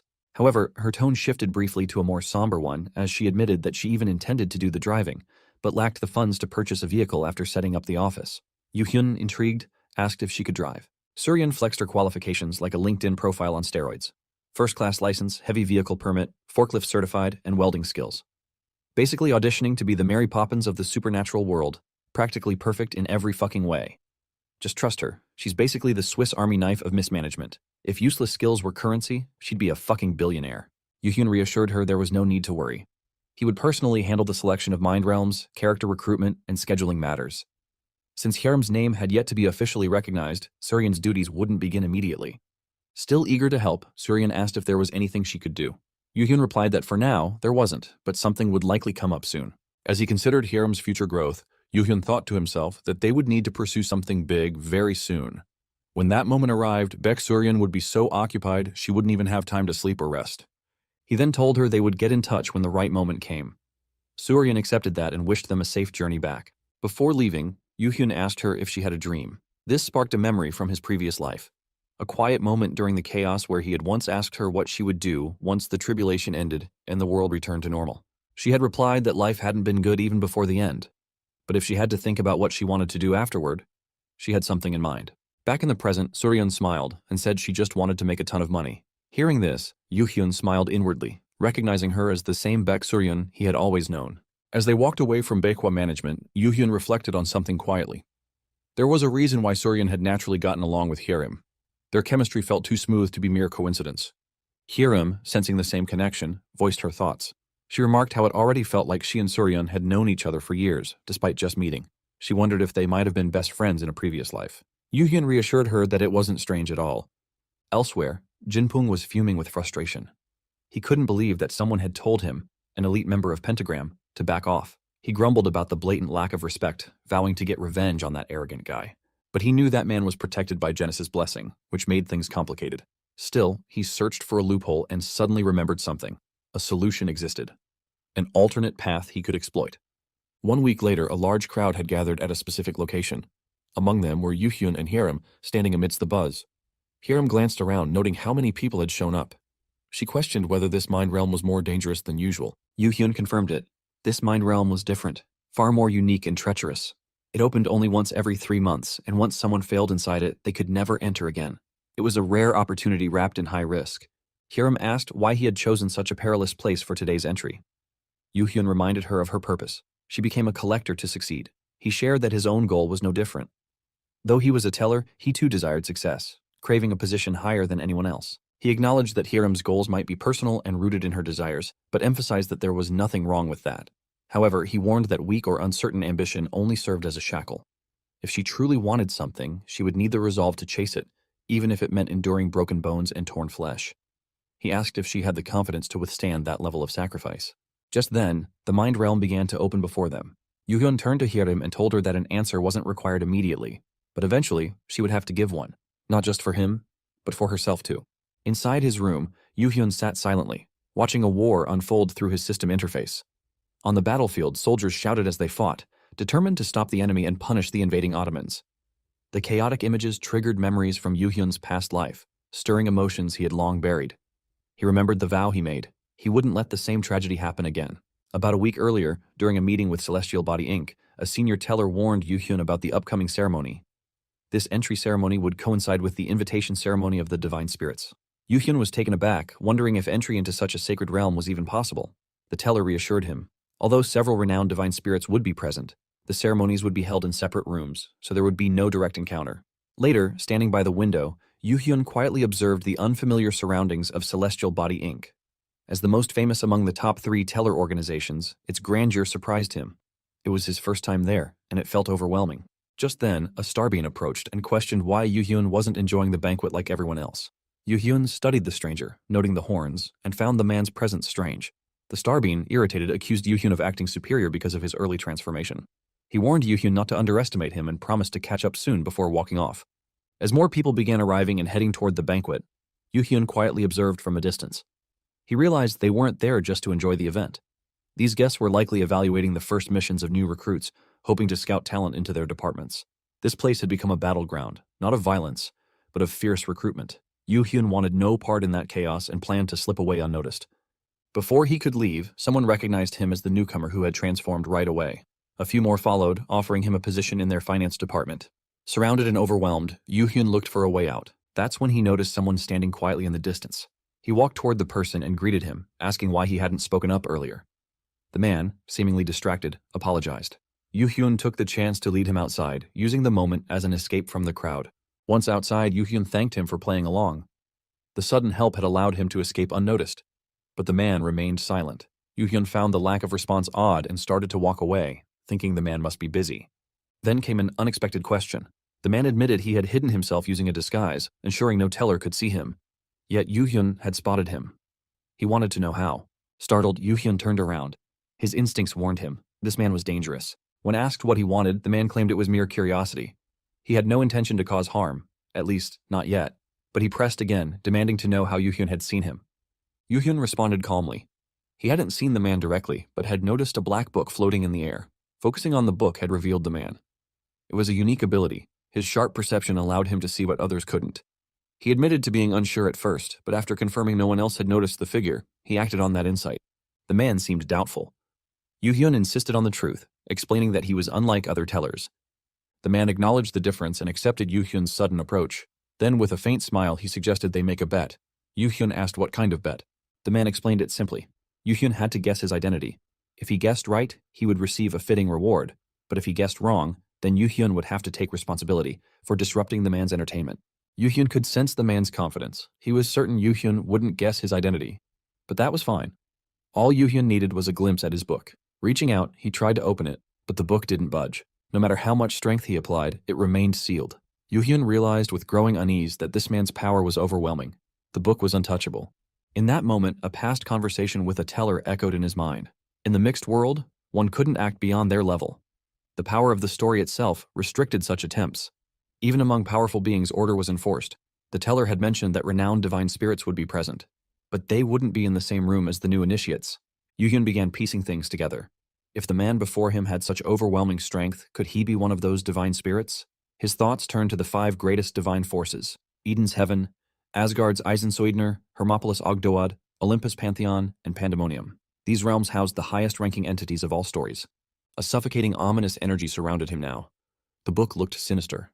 Then came the vision: a 3-headed snake that spread corruption, a red dragon engulfed in flames, and a fallen being who had once stood closest to the brightest light but now dwelled in the deepest darkness. The clues aligned perfectly. Yu Hyun looked at the man and named him. He was Pandemonium's first-generation divine spirit, Satan. The man let out a laugh. He confirmed Yu Hyun's answer and admitted he hadn't expected him to figure it out. The bet had been partly in jest, but Yu Hyun had still surprised him. When asked if he had truly been joking, Satan admitted it would have made more sense for Yu Hyun to punish him for sneaking into the ceremony. After all, he wasn't in a position to be the one issuing punishment. But Yu Hyun didn't believe a word of that. Satan was a being who always kept his promises. If Yu Hyun had lost, there surely would have been consequences. The lie was obvious. Satan acknowledged his loss and turned to fulfill his end of the deal. He recalled that Yu Hyun would soon create his own library to showcase a story. Confirming it, Yu Hyun nodded. Without hesitation, Satan made his offer. He would become the sponsor of Yu Hyun's library. Yu Hyun pondered Satan's offer. A sponsorship from such a high-ranking divine spirit was beyond anything he had expected. Even a mid-level 3rd-generation divine spirit would have been a rare blessing. This was a once-in-a-lifetime opportunity, an ultimate chance that might never return. Accepting it could change everything, but despite the temptation, doubts crept in. Was this truly the right path? After a moment's pause, Yu Hyun made his decision. He respectfully declined the offer. Satan, unfazed, asked for a reason. Yu Hyun explained that while the sponsorship would indeed benefit his library, it would come at a heavy cost. He would lose his freedom. The autonomy of his own library would no longer be his. In the worst-case scenario, even the divine spirits from Eden might turn hostile. Satan acknowledged his reasoning and reminded him that the benefits would still be considerable, but Yu Hyun stood firm. Pandemonium's divine spirits were indeed powerful, especially Satan, one of the 7 executives. It was an honor to be approached. Yet working with him would confine Yu Hyun to the limited scope of Pandemonium's world. Even the authority of the library would shift into Satan's hands. Yu Hyun believed in the limitless stories he could shape in the future. The path ahead was one he had to walk freely. So he refused the offer, confident that Satan, in his wisdom, would understand. Satan laughed. The thought that someone would dream bigger than pandemonium itself was amusing to him. Yu-hyun tried to clarify, but Satan assured him it was a sincere compliment. He admitted that by sponsoring the library, he would have gained ownership of it, and in doing so, Yu-hyun would have surrendered his potential. Instead, Yu-hyun had chosen the difficult path over the easy one. It seemed foolish in Satan's eyes, but perhaps it was that very foolishness that had drawn his attention. He decided to end the conversation there, unwilling to force his will upon someone uninterested in the offer. When Yu-hyun asked if that meant he was giving up, Satan admitted he wasn't sure. The rejection stirred a deeper greed within him, a desire to forcefully take what he couldn't have. But before acting on that impulse, he asked one last time if Yu-hyun truly rejected the sponsorship. Yu-hyun's answer remained the same. He wished to receive donations from divine spirits willingly, without binding deals. Satan found that ambition bold. Had any other teller said the same, he would have punished them for arrogance. But this situation was different. It would reflect poorly on him to walk away empty-handed. Since Yu-hyun had won the bet, there had to be a reward. He couldn't offer it immediately, but promised to deliver a gift bearing his name soon. Their meeting had genuinely pleased him. With that, Satan vanished, leaving behind an eerie silence. Yu-hyun looked back at his system interface. He wondered how much time had passed. The tellers might start looking for him. It was time to leave before they arrived. Yu-hyun wandered into the library and admitted to himself that he had just come to a random place. It surprised him to find such a hidden spot within the workplace, and since no one seemed to be searching for him, he decided to kill time by reading. As he read, someone approached and commented on how rare it was for a guest to visit this place. Yu-hyun looked up startled and was momentarily blinded by a strong light radiating from the stranger. Upon closer inspection, he noticed a massive, radiant book floating above the man's head. Yu-hyun marveled at the size and brilliance of the book. He wondered just how valuable the story within it must be. The elder man questioned Yu-hyun's presence, noting that very few people came to that part of the library. Yu-hyun explained that he was a new worker, just beginning to write stories. Hearing this, the elder admitted his mistake. Yu-hyun's composed appearance had made it difficult to tell that he was new. The elder expressed his surprise at meeting the much-talked-about newcomer himself. When Yu-hyun asked about his reason for being there, the elder revealed that he was the manager of the place. Though he didn't work there officially, he had volunteered to take care of the area after retiring. The departments had long abandoned the place, and now he maintained it alone. Yu-hyun couldn't help but wonder about the elder's past. Someone in possession of such a powerful book surely had a remarkable history. The elder then questioned if Yu-hyun should be at the initiation ceremony. Yu-hyun confirmed that attending the event was mandatory, but what one did afterward was their own choice. He had left early because people from different departments were pestering him to join them, so he ran away. The elder chuckled, recalling a similar experience from his youth. He asked whether Yu-hyun had joined any department. Yu-hyun confirmed that he hadn't and didn't plan to. Choosing a path without allegiance, the elder noted, was a brave decision. He asked if that didn't scare him. Yu-hyun admitted it did, but said he still had a goal to pursue. The elder acknowledged this longing. He explained that tellers weren't born biologically but created. Though they were born with abilities, their purpose and desires were initially undefined. While the system or senior tellers could suggest a direction, following someone else's orders without personal desire was fundamentally flawed. Sadly, most tellers lacked this kind of longing. Rarely there were tellers like Yu-hyun who weren't swayed by others and followed a clear path formed in their own hearts. Impressed, the elder invited Yu-hyun to follow him, promising to show something interesting. Yu-hyun walked behind him as the elder led him to a special place. This area stored stories that had left the greatest impact in the mixed world since the founding of Celestial Body Inc. It was known as the Hall of Fame. Yu-hyun was struck with awe. These stories contained the lives and experiences of countless individuals. It felt incredible. Reaching the end of the hall, the elder shared something personal. 30 years ago, communication with this part of the library had been cut off completely. He brought Yu-hyun here because he wanted someone to remember it. The place had been shoved into obscurity, and no one knew about the brilliant stories it once held. If he were to disappear from the world, it would sadden him to know that this place would be forgotten. He had chosen Yu-hyun for a reason. He was the only one who had visited this old and shabby part of the library. The other tellers only cared about earning points and repeating familiar tales. The heartfelt stories of old were now seen as outdated, reduced to cliched products from a bygone era. But the elder still believed that a time would come when such stories would be needed again. Yu-hyun thought back to his own past. If Choi Do-yoon had survived and passed the trials, perhaps he too would have earned a place in this Hall of Fame. It inspired Yu-hyun to follow a similar path. He thanked the elder for giving him such a meaningful experience. At that moment, the system alerted him that the initiation ceremony would end in 10 seconds. Yu-hyun turned to the elder and asked for his name. The elder smiled and said that if Yu-hyun ever returned to visit, he would reveal it then. With those words, the system announced that the initiation ceremony had officially ended, and Yu-hyun was teleported away. Hiram watched the battlefield unfold before her, visibly shaken by the chaos. Yu-hyun reminded her to stay focused amidst the storm. She questioned if the place was truly a war zone. Yu-hyun confirmed it, explaining that this was the siege of Constantinopolis, the final war that marked the fall of the Eastern Roman Empire. Over 150,000 Ottoman troops had fought in this decisive battle, ending the medieval era and ushering in a new one. Learning that they were on the Roman Empire's side, defending the castle made Hyerim even more uneasy.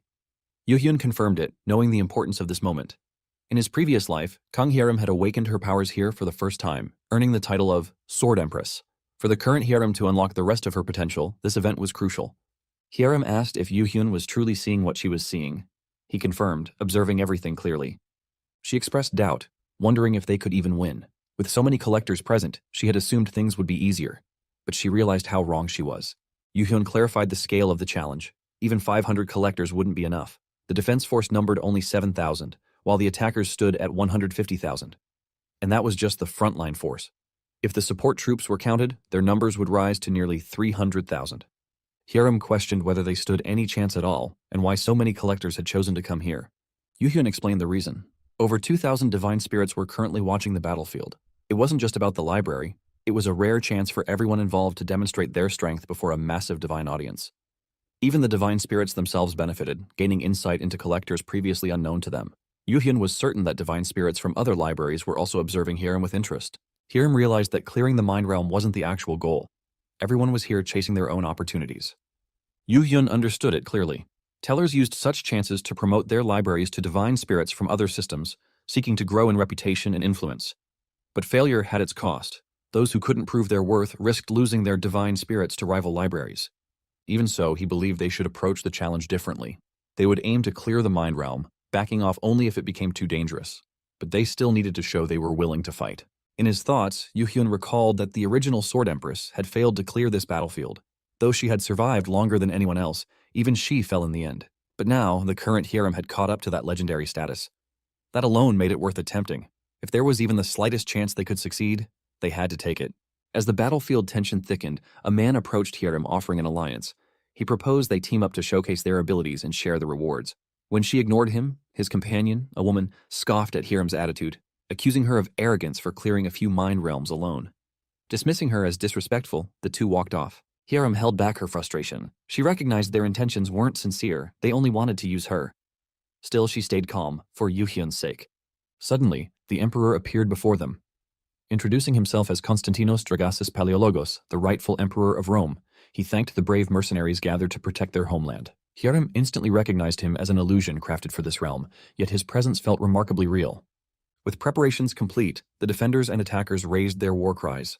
The enemy shouted for the Sultan, determined to end the war once and for all. The man and woman who previously approached Hyerim charged into battle, attacking the enemy forces. But the man quickly grew frustrated. None of the opponents were dropping any text rewards. Confused, he questioned whether this was the right place. His partner snapped back, urging him to cast another spell instead of complaining. Yu-hyun observed their struggle, slightly surprised. As the fight dragged on, the man asked when it would all end. The woman pointed out the waves of enemies pouring in, endless and unrelenting. Yu-hyun noticed how exhausted they had become from exerting themselves too early. In contrast, Hyerim still held strong. He wondered how the battles were progressing across other libraries. Suddenly, the system announced a transfer. He was being moved to the gathering hub for libraries. Upon arrival, Yu-hyun saw tellers from various libraries watching their clients fight. He checked on Hyerim's battle and found she had 512 viewers. He noted how confident she had become, but the tide of war was shifting. Fatigue was creeping in on all sides, and even Hyerim had slowed down.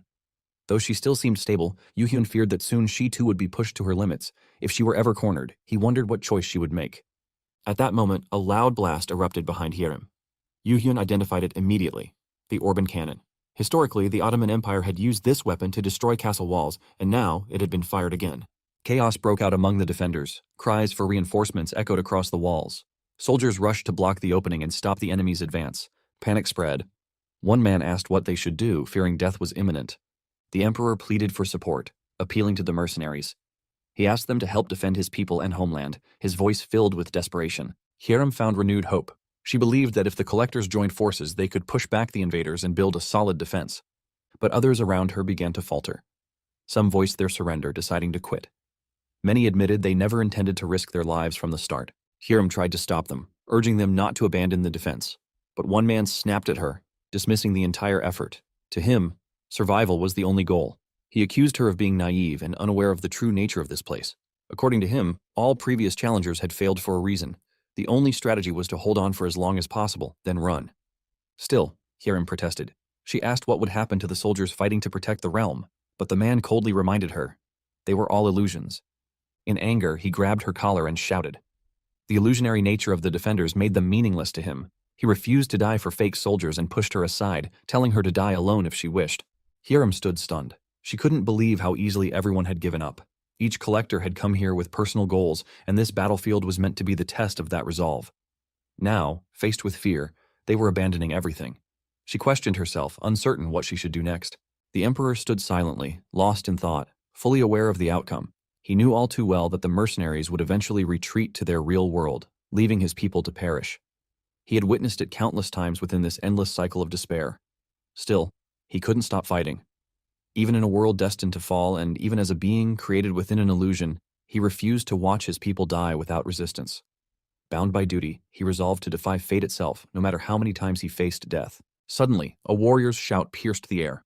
The enemy's general had appeared, and the order was clear. Kill him and present his head to the Sultan. The Emperor looked toward the chaos and froze in shock.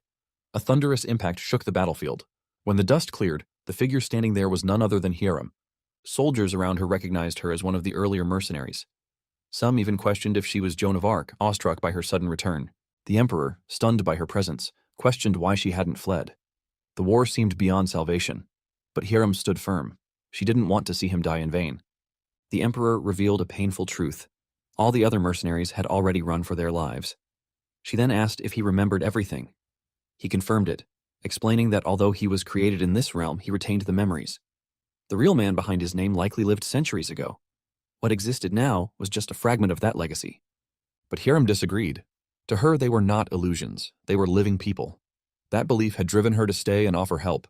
It was the reason she remained on the battlefield while others escaped. The Emperor asked if she truly saw them as people. She responded without hesitation. A strange feeling stirred within him. It wasn't rage. It wasn't sorrow. It was something deeper, pure joy. For the first time in countless cycles, something ignited inside his heart, leaving him speechless. And with that warmth, he welcomed her belief, accepting it without question. The Emperor acknowledged her words with deep emotion. To him, the idea that their lives and the things they fought to protect held value and meaning was something he couldn't hate. He felt genuine gratitude for it. But before the moment could linger, enemies began rushing toward them, shouting to take advantage of the opening. The Emperor quickly called for time to be stalled. If they could establish a proper defensive formation, the enemies would struggle to break through. Hiram agreed without hesitation. With renewed determination, the Emperor commanded everyone to protect the front lines, their people, their nation, and their savior. Watching from afar, Yu-Hyun noticed a shift. Hiram's book had begun turning silver. She had finally caught up to her past self. The system revealed a growing interest, with the number of viewers reaching 800. The anticipation built as everyone waited to see her next move. Just as a warrior was about to strike Hiram, she acted first, cutting him down with her sword. Meanwhile, two tellers approached Yu-Hyun, mocking Hiram's struggle. They suggested giving up, claiming she had done enough and wouldn't last much longer. Yu-Hyun turned serious. He lashed out at them with cold fury. He reminded them that they had fled and had no right to mock her. Their cowardice didn't deserve rewards, and treating collectors as machines for points was despicable. He shut them down, telling them to stay quiet if they knew their place. Back on the battlefield, the last line of defense began to collapse. The soldiers looked toward Hiram, who still fought relentlessly. In her mind, she wrestled with fear and exhaustion. She questioned why she hadn't given up yet. Death meant the end. Shouldn't she flee? But deep down, she knew that if she ran, she would lose something precious within herself. At that moment, an enemy pierced her chest with a sword. But before she could fall, several soldiers rushed in to defend her and the Emperor. They cursed the invading Ottomans and engaged the enemy, trying to protect both of them. Hiram's thoughts turned inward. She had believed in their victory, proud of having done what others couldn't. That pride had made her believe everything would go her way. But now, she wasn't sure what to do next. As the fight continued, a wave of negative comments flooded in from the viewers. Hiram's actions were being criticized, and Yu-Hyun could only watch in shock. He felt helpless. There were too many viewers to control. If he didn't do something quickly, his library would collapse. He struggled to figure out a way forward. Then suddenly, everything fell silent. Yu-Hyun was stunned. The divine spirits who had been speaking non-stop had all gone quiet at once. The system delivered a chilling update. The one smiling from the darkest abyss was entering the library. Yu-Hyun realized with dread who it was. Satan had arrived and was amused, questioning why the atmosphere felt so tense. Yu-Hyun calmly responded, explaining that everyone was simply nervous. The divine spirits were stunned by his casual response. Yu-hyun added that the arrival was a bit late. He had expected it to happen as soon as the library opened, but now, things were finally getting interesting. He was done waiting. With that, Yu-hyun teleported into the mind realm, where Hyerim lay wounded. He approached her and told her it was all over. Bleeding and exhausted, Hyerim looked at him. He urged her to give up, warning that staying any longer would cost her life. He acknowledged her efforts and reminded her that some things were beyond control. But Hyerim refused. Her voice rose in defiance. She admitted to being stubborn, knowing there were unreachable goals in life despite the effort. Yet she couldn't bring herself to quit. She recalled how everyone had told her to abandon the path of a collector, labeling her hopeless. For a brief moment she had considered surrendering. But everything changed when Yu-hyun had once told her she was talented, capable of things others couldn't do. That belief had given her strength. It helped her discover who she really was, and now, she knew what she wanted. She was tired of running and had no desire to flee anymore. Yu-hyun warned her again. She would die if she stayed. But she acknowledged that too. Even so, she was determined not to quit. She apologized for being foolish, for clinging to her willpower at such a critical moment. Just then, a warrior charged at them. Hyerim saw the threat and realized she couldn't move. Her body had reached its limit. She knew death was imminent and silently apologized. But Yu-hyun quietly responded. It was good. Surprised, Hyerim turned toward him. At that moment, Yu-hyun pressed the undo button in the system. The system responded that the Genesis blessing had been undone. Without hesitation, Yu-hyun drew his sword and struck down the attacking warrior, saving Hyerim. Stunned, Hyerim watched in disbelief. Meanwhile, far away, Satan observed the entire scene and laughed. Yu-hyun, deep in thought, reflected on a long-buried desire. It was late to admit, but he had always wanted to be the main character. Regret over the dreams his younger self couldn't fulfill. The hope his mother once nurtured in him. Everything twisted together over time. And all those tangled emotions ignited the moment Choi Do-yoon uttered a single sentence. Back then, Yu-hyun believed he was worthless, so he gave up and lived in Do-yoon's shadow. But Hyerim was different. She never wavered. Even at the edge of death, she stood proud and unwavering. That alone made Yu-hyun realize he couldn't just sit back anymore. Watching him charge into battle, Hyerim panicked. Without the blessing, he was exposed. If he died now, there would be no protection. But Yu-hyun simply acted on instinct. He felt this was the right thing to do. Just like Hyerim, he too was resolved. With over 1,000 viewers watching, he believed it was the perfect stage for a nameless actor's debut. Moved by his resolve, Hyerim thanked him and entrusted him with what was left to do. Yu-hyun launched into battle. While clashing swords, he opened his dimension shop. He recalled how tellers were merely spectators, always watching, never intervening. And many agreed that was the proper way. But Yu-hyun chose a different path. He resolved to fight, using a method no teller had dared to use before. This was his way of stepping onto the stage. A soldier shouted that killing the witch would guarantee victory. Before he could act, Yu-hyun appeared and slashed his throat. He wouldn't let them harm her. Yu-hyun kept fighting relentlessly. Meanwhile, Hyerim watched with swelling gratitude. He had given her courage, reminded her she could still move forward. One of the soldiers yelled out in frustration. They couldn't understand why they couldn't break past just one man. Yu-hyun responded with lethal precision, cutting down another soldier. He fought not for pride, but because he was strong. Hyerim, fueled by his resolve, vowed to keep fighting too. He had given up his blessing just to stand beside her. That meant everything. But Yu-hyun was nearing his limit. His strength was draining fast, and he wondered how much longer he needed to endure. The enemies sensed this. They advanced, thinking his exhaustion had created an opening. One of them paused and shouted in confusion after spotting something unusual. Yu-hyun turned and saw it too. Hyerim had fully awakened her body sword unison, along with the heavenly sword path. Her transformation lit up the battlefield like divine fire, ready to change the tide once again. The sight of Hyerim in her awakened form sent waves of fear through the enemy ranks. Soldiers who had charged in with confidence now stumbled back in panic. Without hesitation, Hyerim swung her sword toward them, releasing a violent blast that erupted across the battlefield. Witnessing the explosion, Yu-hyun was stunned. He hadn't expected her strength to surge this far. The Emperor, watching the sudden shift, expressed his gratitude. Whatever had just happened had bought them precious time to slow the enemy's advance. But Yu-hyun remained realistic. This counterattack was only a temporary fix. Once the enemy regrouped, their forces would crumble again. The Emperor agreed. Their troops were too few. The reality was grim. They simply didn't have the manpower to hold the front lines. Yet Yu-hyun proposed a different path. This war wouldn't end like most battles. The only real solution was to kill the enemy's leader. That was the only chance at victory. The Emperor questioned whether such a feat was even possible. Yu-hyun admitted it sounded impossible, but insisted it wasn't. With Hyerim fighting beside them, there was a real shot. The Ottomans had the numbers, but if they launched a targeted mission, they could end this. They would need at least 300 soldiers for the mission. He asked if the Emperor could manage it. The Emperor turned to his remaining men. Addressing them with deep sincerity, he acknowledged the immense debt he owed. They had given everything to protect their nation.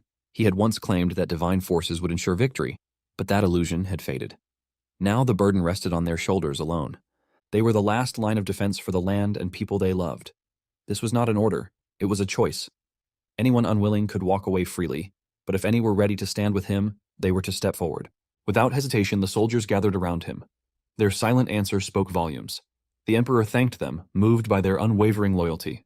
With resolve in the air, Yu Hyun called them all to move out. The scene shifted to the enemy camp. Emperor Mehmed noticed Dragasis's forces advancing again. Frustration flickered in his voice. Dragasis just wouldn't give up. But deep down, Mehmed sensed something had changed. The reinforcements should have fled by now. Why were they still holding ground? Suspicion crept into Mehmed's thoughts. Had more troops remained hidden? He demanded to know what Dragasis was planning. But before any answers came, Dragasis raised his voice, commanding his troops to charge.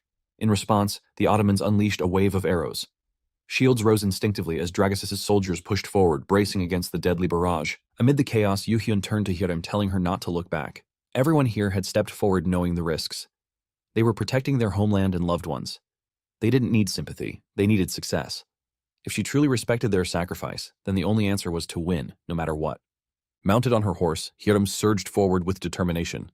But just as the vanguard advanced, enemy forces ambushed from the rear, launching a sudden assault on the Emperor's soldiers. Seeing this, Hyerim's instinct pushed her to turn back and help. The soldiers, however, called out to her, assuring her they would handle the rear assault. She needed to keep moving. At that moment, another wave of enemies appeared ahead, directly in the path of the Emperor and Hyerim. Without hesitation, Hyerim leapt off her horse, landing on the battlefield.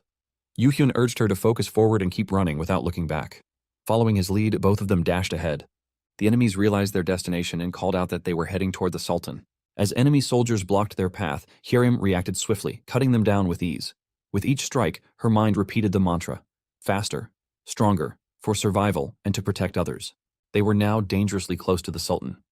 Yu Hyun understood there was no time left to waste cutting through the guards. If they didn't act now, the moment would be lost. Thinking fast, Yu Hyun offered his shield. The plan was simple: use the shield as a springboard. Gripping it firmly, he braced himself as Hyerim stepped onto it and launched into the air. With Yu Hyun's push and full force, she soared skyward. Her wings unfurled mid-air, glowing with power. Seeing her rise, enemy archers prepared to strike, but before they could react, Hyerim struck them down in swift succession with her sword, clearing the path in the sky. Her target lay straight ahead. The Sultan saw her cutting through the air, closing in fast. He recognized her instantly and muttered the name of his nemesis. But Hyerim had no intention of slowing down. In a single motion, she launched her final attack straight at the Sultan. Hyerim's blade sliced clean through the Sultan, cutting him into two. Shock rippled through the battlefield as everyone stared in disbelief. Then, lifting her sword toward the sky, Hyerim stood tall. The silence broke as the soldiers erupted in celebration, cheering with joy. They had won, truly and undeniably. The Emperor watched their jubilant faces, his heart finally at peace. This was the moment he had longed for, his people smiling with joy, not drowning in pain. Approaching Hyerim and Yu Hyun, the Emperor bowed deeply. He expressed his heartfelt gratitude, acknowledging that while they were beings created for this world, their kindness would never be forgotten. Yu Hyun responded, recognizing their emotions, joy and tears, as proof of true life. He urged them not to belittle themselves, saying that living people don't need to question their worth. A simple thank you, exchanged between proud beings, was more than enough. The Emperor, moved, admitted he wished to reward them but felt that money could never truly reflect his gratitude. So instead, he chose to grant them the honor of knighthood. Yu Hyun was taken aback. When Hyerim asked what was wrong, he explained the gravity of this gesture. In the traditional Roman Empire, knighthood held deep meaning, and in the mixed world, even more so. It wasn't just a title, it granted the powerful ability of storytelling, a rare gift impossible to obtain through points alone. With solemn reverence, the Emperor declared their names and bestowed the title upon them in the name of Konstantinos Dragasis Palaiologos. The system immediately acknowledged the change. Both had received the title, Distinguished Knight. Before disappearing, the Emperor wished them a future filled with glory. One by one, he and the soldiers began to vanish until the battlefield stood still once more. Hyerim, breathless with relief, remarked that they had truly done it. Yu Hyun agreed. Even though they had feared failure, they had succeeded. Suddenly, the system delivered another surprise. Their actions had drawn the attention of the beings from the upper realm. No one else from the lower realm had ever reached such a feat. They were awarded 10,000 TP and their names would now be honored across the mixed world. Hyerim's face lit up with joy. Yu Hyun, looking at the path ahead, admitted he didn't know what the future would hold. But he was certain of one thing: they would face it together, side by side. Hyerim smiled, knowing that was all that mattered. In Yoo-hyun's heart, a quiet resolution formed. Once dismissed by the world as worthless, he had once tried to fight against that judgment, but lacked the strength and gave up. He wouldn't let that happen again. This was the beginning of his first story. A story that would now shape the world. Inside Baekwa management, the scene opens with Suryeon handling a call. She politely informs the caller that scheduling an interview won't be feasible, as their calendar is completely booked. Observing this, Yoo-hyun notes just how busy she really is. After ending the call, Suryeon turns her attention to Yoo-hyun and questions whether he's truly planning to give up the blessing. Meanwhile, Hyerim lies peacefully asleep in Yoo-hyun's lap, smiling contentedly as she confirms it. This is how she can be close to him like this. Yoo-hyun warns her to move or risk getting flicked, while Suryeon expresses concern, pointing out how dangerous relinquishing the blessing might be. Yoo-hyun acknowledges the risk. In battle, he can no longer teleport or escape into a bystander's room. Still, since he's fighting alongside Hyerim, he considers himself more like a collector now. Hyerim adds that her bond with Yoo-hyun is stronger than anyone else's. Yoo-hyun responds by playfully knocking her on the head, reminding her to move. He then shifts focus to Suryeon, asking if she's alright, noticing how tired she looks. Suryeon admits the influx of calls is overwhelming, and she still can't believe that the two of them managed to clear the infamous mind realm on their own. Yoo-hyun agrees, it felt unbelievable to him too, but advises her not to accept every request that comes in. Suryeon assures him she's already been rejecting clan offers, but explains that it's harder to ignore calls from the media, especially since they've already received some commercial proposals. Yoo-hyun tells her to turn those down as well. Unless they're from major organizations, there's little value in accepting them. He then checks his system and reflects that several divine spirits have offered donations after the battle, something he should have restricted sooner. Now, managing too many subscribed spirits is becoming a problem. He realizes it's time to establish clear rules. Hyerim, however, points out that the divine spirits haven't caused any issues yet and seem to be keeping their distance. Yoo-hyun reveals the reason behind their silence. Summoning an apple-like object in his hand, he shows it to the others. Curious, Hyerim asks what it is. Suryeon immediately recognizes it as the fruit of life. Yoo-hyun confirms her guess. Suryeon explains that anyone supporting a collector must be knowledgeable in myths. Yoo-hyun received the fruit as a gift after the Battle of Constantinople. He reflects on how rare it is for such a sacred item to be given while other divine spirits were watching. Hyerim, still confused, asks why it's such a big deal. Suryeon scolds her lightly. It's one of the 2 legendary fruits mentioned in the Bible. Yoo-hyun elaborates that, while small, it's an item beyond value, not something one can buy even with 10 million gold. However, consuming it recklessly at his current low level would overload his body with vitality and cause it to explode. It's a gift he can't even use yet. Just then, a message appears in his system. Surprised, Yoo-hyun wonders how a message got through despite his blocks. The system announces that he who resembles the glittering light is requesting a private meeting. Realizing the importance of this, Yoo-hyun politely excuses himself from the room. Tapping the accept button, he teleports into a celestial realm, an exclusive space meant for private meetings with divine spirits. He marvels at the space, noting he had never entered it even in his past life. Suddenly, a voice from behind welcomes him. Startled, Yoo-hyun turns to face the speaker. Meanwhile, in another location, the scene shifts to Jinpung's room. Staring at his system screen, Jinpung seethes with frustration. He cannot understand how Yoo-hyun managed to clear Constantinople, a feat even he had failed. Yoo-hyun had given up his blessing, allied with a collector, and still survived. Jinpung's thoughts spiral into panic. If he can't suppress Yoo-hyun soon, the department will punish him. Desperate, he plots to block Yoo-hyun by force. Now that Yoo-hyun has relinquished his blessing, direct attacks become possible. Though he admits he can't defeat that collector girl, the changing situation opens new doors. As his anger boils over, Jinpung vows to make Yoo-hyun pay for abandoning the blessing so boldly. The story has changed, and he's determined to crush him. The scene continues in the divine realm as Archangel Saint Michael appears before Yoo-hyun, thanking him for responding to the sudden meeting request. Yoo-hyun, surprised by Eden's involvement, still maintains his composure and accepts the invitation respectfully. Michael gestures for him to take a seat and asks whether he's surprised. Though Yoo-hyun admits that anyone would be shocked to receive such attention from a figure as important as Michael, he keeps a calm demeanor. Michael acknowledges his composed nature and states the real reason behind this meeting, to verify circulating rumors. Yoo-hyun immediately assumes it's regarding Satan, knowing that Michael has always been Satan's ancient rival. He clarifies that it's all a misunderstanding and that he has no affiliation with Pandemonium. Michael finds that reassuring. Yoo-hyun, however, still finds it odd that Eden would show interest in his library. Michael explains that only foolish people are swayed by rumors. After doing a background check, Eden confirmed that Yoo-hyun has no real ties with Pandemonium. However, it is true that he is acquainted with Satan. Understanding the underlying question, Yoo-hyun explains that he first met Satan during the entrance ceremony. They only spoke briefly before parting ways. Michael questions whether the fruit of life was given just because of that. Yoo-hyun admits it might sound arrogant, but Satan seemed interested in him. He even had to struggle to turn down Satan's offer of sponsorship. Michael asks why he would decline something so crucial, given that sponsors are important for tellers. Yoo-hyun agrees that they are, but explains that personal goals can outweigh such advantages. For him, that goal took priority over Satan's sponsorship. Ironically, Satan liked him even more for being difficult to persuade. Michael nods, understanding the value of confirming rumors in person. With the doubts cleared, he shifts the topic, asking Yoo-hyun directly whether he'd be willing to be sponsored by Eden. As Yoo-hyun expected, this offer was inevitable. They hadn't sent just any angel but Michael himself, the being with the greatest divine force in the mixed world. The offer carried both influence and prestige. Despite all that, Yoo-hyun respectfully declines. Michael requests a reason. Yoo-hyun answers with the same reason he gave to Satan. Because of his goal, he does not intend to accept any sponsorship. He wishes for his library to remain neutral, unaffiliated with any faction. Michael interprets this as Yoo-hyun wishing to tell stories that include both good and evil. Yoo-hyun clarifies that it's not about drawing a line between good and evil, but rather about telling a story free from external influence. A story never told before. He accepts that this stance might appear arrogant. Still, if there are doubts, observers are free to watch his journey.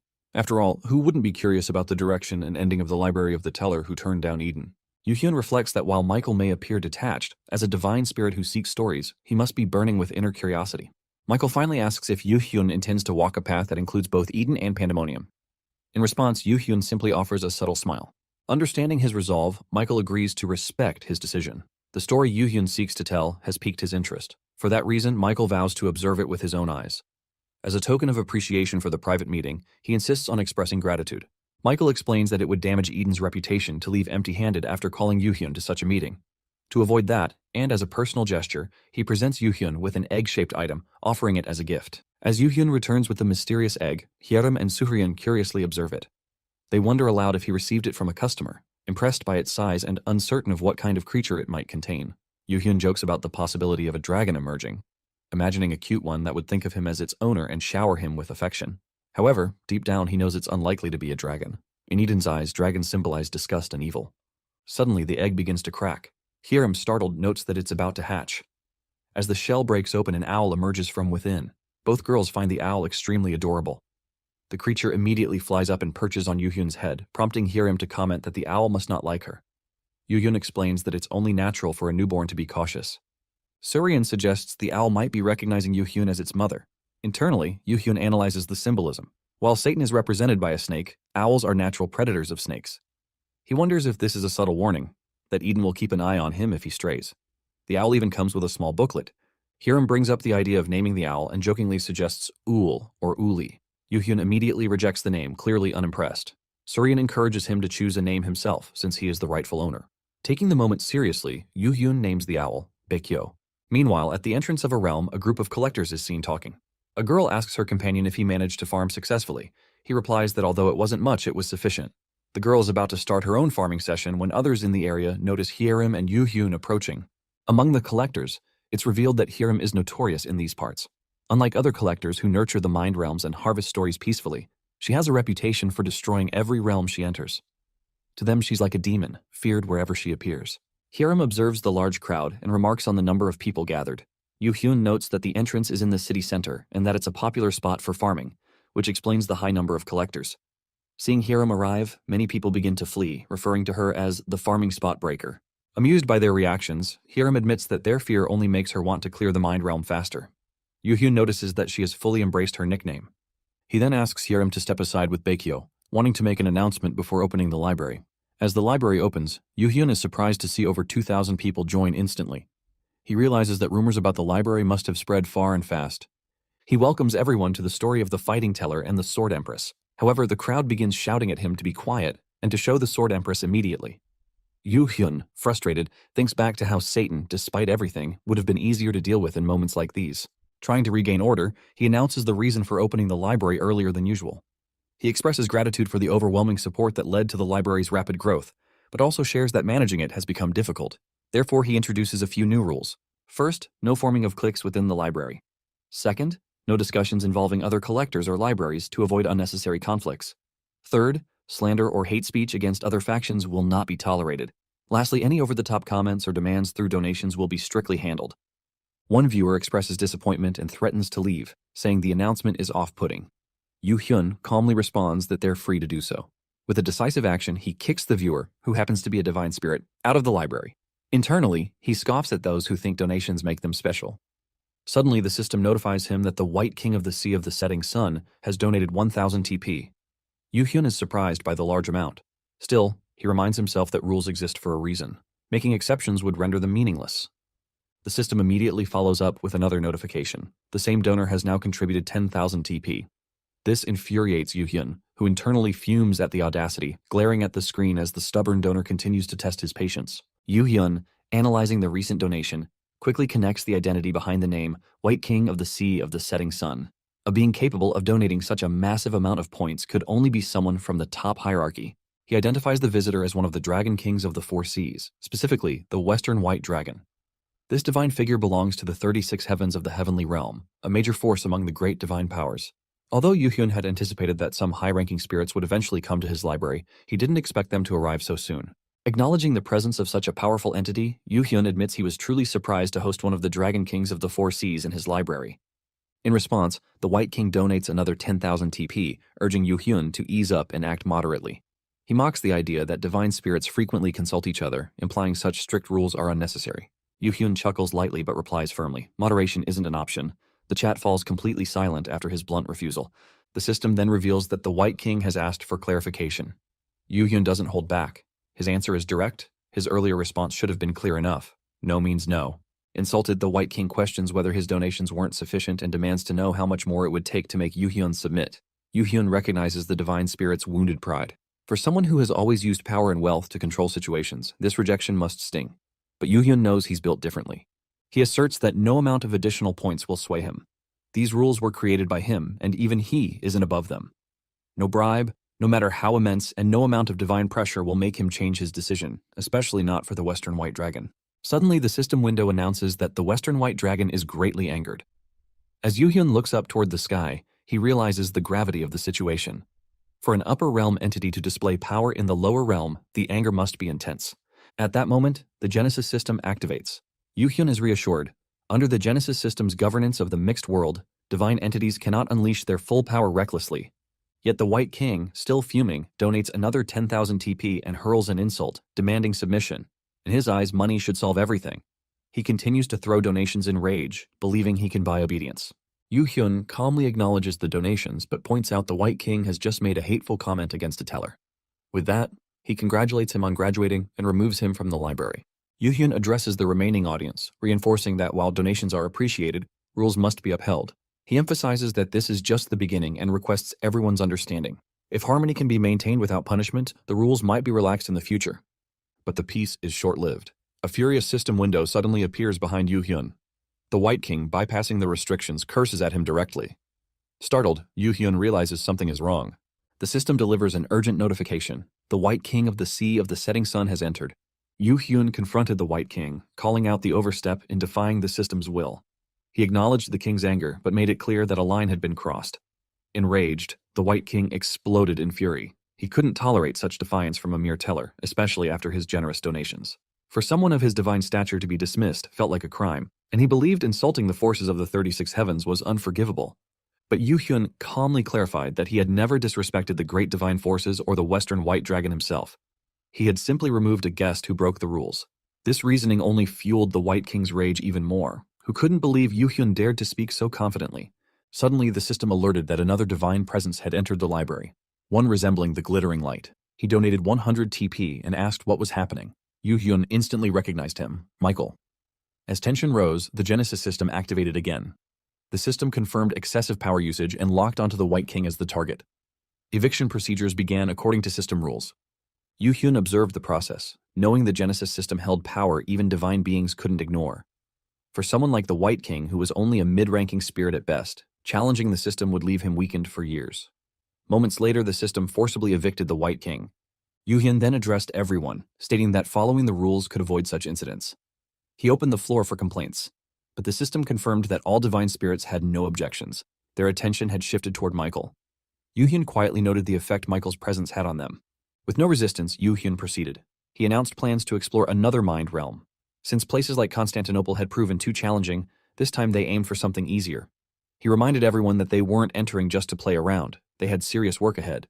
He asked Hyerim if she was ready, and she confirmed. Inside the mind realm, Yu-hyun explained their new target. The Theodolant Wetlands. This place felt noticeably different from previous realms. Their first task was to locate the boundary line, and Yu Hyun began briefing Hiram. Soon, a group of hunters approached them. One member asked if they could join forces, noticing Yu Hyun and Hiram were only 2. He explained that their original party of 6 had shrunk to 4 due to unforeseen circumstances. Yu Hyun confirmed they were just 2, and the man suggested forming a combined team, finding it difficult to operate with just 4. Hiram found this odd. Had they not recognized who she and Yu Hyun were? She reasoned they might be out of touch with recent rumors. Still, they were here to clear the realm, not to babysit casual farmers. As Hiram began to decline, Yu Hyun unexpectedly agreed. They had actually been looking for a party, he claimed. Confused by his sudden decision, Hiram questioned it internally. Her attention shifted to a blonde woman in the group, striking in both appearance and presence. Frustration stirred within Hiram. She recalled how Yu Hyun didn't react even when she touched him earlier, and now she wondered if this woman matched his taste. The group agreed to team up and said they'd go bring their equipment. Yu Hyun accepted, then called Hiram's name. Flustered, Hiram responded, struggling to hide her insecurities. She acknowledged that everyone had preferences, and while she hadn't expected this to be Yu Hyun's type, she considered dieting just in case. Yu Hyun, clearly confused, asked her to stop, urging her to protect her image. As he moved closer, Hiram blushed, asking why he was suddenly getting so close in public, especially with the divine spirits watching. Yu Hyun leaned in and warned her quietly. The party they just agreed to team up with was made up of scavengers. The narration shifts to reveal more about the scavengers. These individuals survive by secretly collecting or outright stealing stories and texts left behind by other collectors in the mental realm. They aren't skilled at hunting elusive beings, but they crave the byproducts that others earn through real effort. Hiram quickly connects the dots. She realizes the group that approached them likely intended to steal their stories. Yu Hyun confirms it, noting that if stealing were their only goal, they could be considered saints. But among scavengers, the more vicious ones don't just steal, they kill. He suspects the 4 who approached them belong to that dangerous category. Hiram, though convinced, asks how he figured out they were scavengers so quickly. Yu Hyun recalls their earlier conversation. They had claimed the area was too difficult to hunt in, yet their clothes were spotless. In a swamp where ankle-deep water and mud coat everything, anyone who fights would get dirty. Yet these people were completely clean. That contradiction was his first clue. More than that, he found it suspicious that they approached so confidently, pretending not to recognize him or hear him. Even if they genuinely didn't know who they were, their total lack of caution made their approach feel unnatural. Still confused, Hiram questions why Yu Hyun accepted the offer if he already knew their true intentions. Yu Hyun simply smiles at the thrill. He explains that facing villains who hide their malice behind polite gestures is far more interesting. He then turns to the divine spirits, pointing out the threat right in front of them, enemies concealing blades behind their backs and treating him and Hiram as easy prey. He challenges the divine spirits, asking what they would do in the situation. The divine spirits respond unanimously. Such acts cannot be tolerated. Most of them agree. These opponents must be crushed completely. Yu Hyun outlines the plan. He intends to play along, pretending to cooperate with the scavengers, then strike decisively at the perfect moment. This approach, he believes, will create a far more dramatic story. Hiram, still cautious, wonders whether the scavengers will fall for the act. Yu Hyun replies with a question of his own. Who are the easiest people to deceive? Then he answers internally. Those who believe that what they see is all there is to the world, who think their limited knowledge is the entire truth, and who are drunk on their own superiority. These are the easiest prey, and they are his favorite kind. Hiram strikes down an elusive being with a single blow from her sword. The surrounding scavengers watch in awe, amazed at her strength. One of them exclaims in disbelief, stunned that she defeated such a creature in just one hit. Internally, he wonders why the Sword Empress is still this strong, despite continuously hunting. He starts doubting whether she's even tired. Trying to keep control of the situation, the same scavenger casually asks Yu Hyun where he's going. Yu Hyun replies that he just needs to take care of something briefly. Concerned, or perhaps suspicious, the scavenger suggests he not go alone and sends Youngwoon to accompany him, using the excuse that Youngwoon needed a bathroom break. As Yu Hyun walks away with Youngwoon, he initiates a telepathic message to Hiram. He informs her that once he leaves the spot, the scavengers are likely to act. He instructs her to stay alert and take action at the first sign of trouble. Hiram acknowledges the plan with a quick mental response. Once separated, Yu Hyun casually speaks to Youngwoon, calling out his name and noting that he has seemed off since earlier. He invites Youngwoon to speak freely if something is bothering him.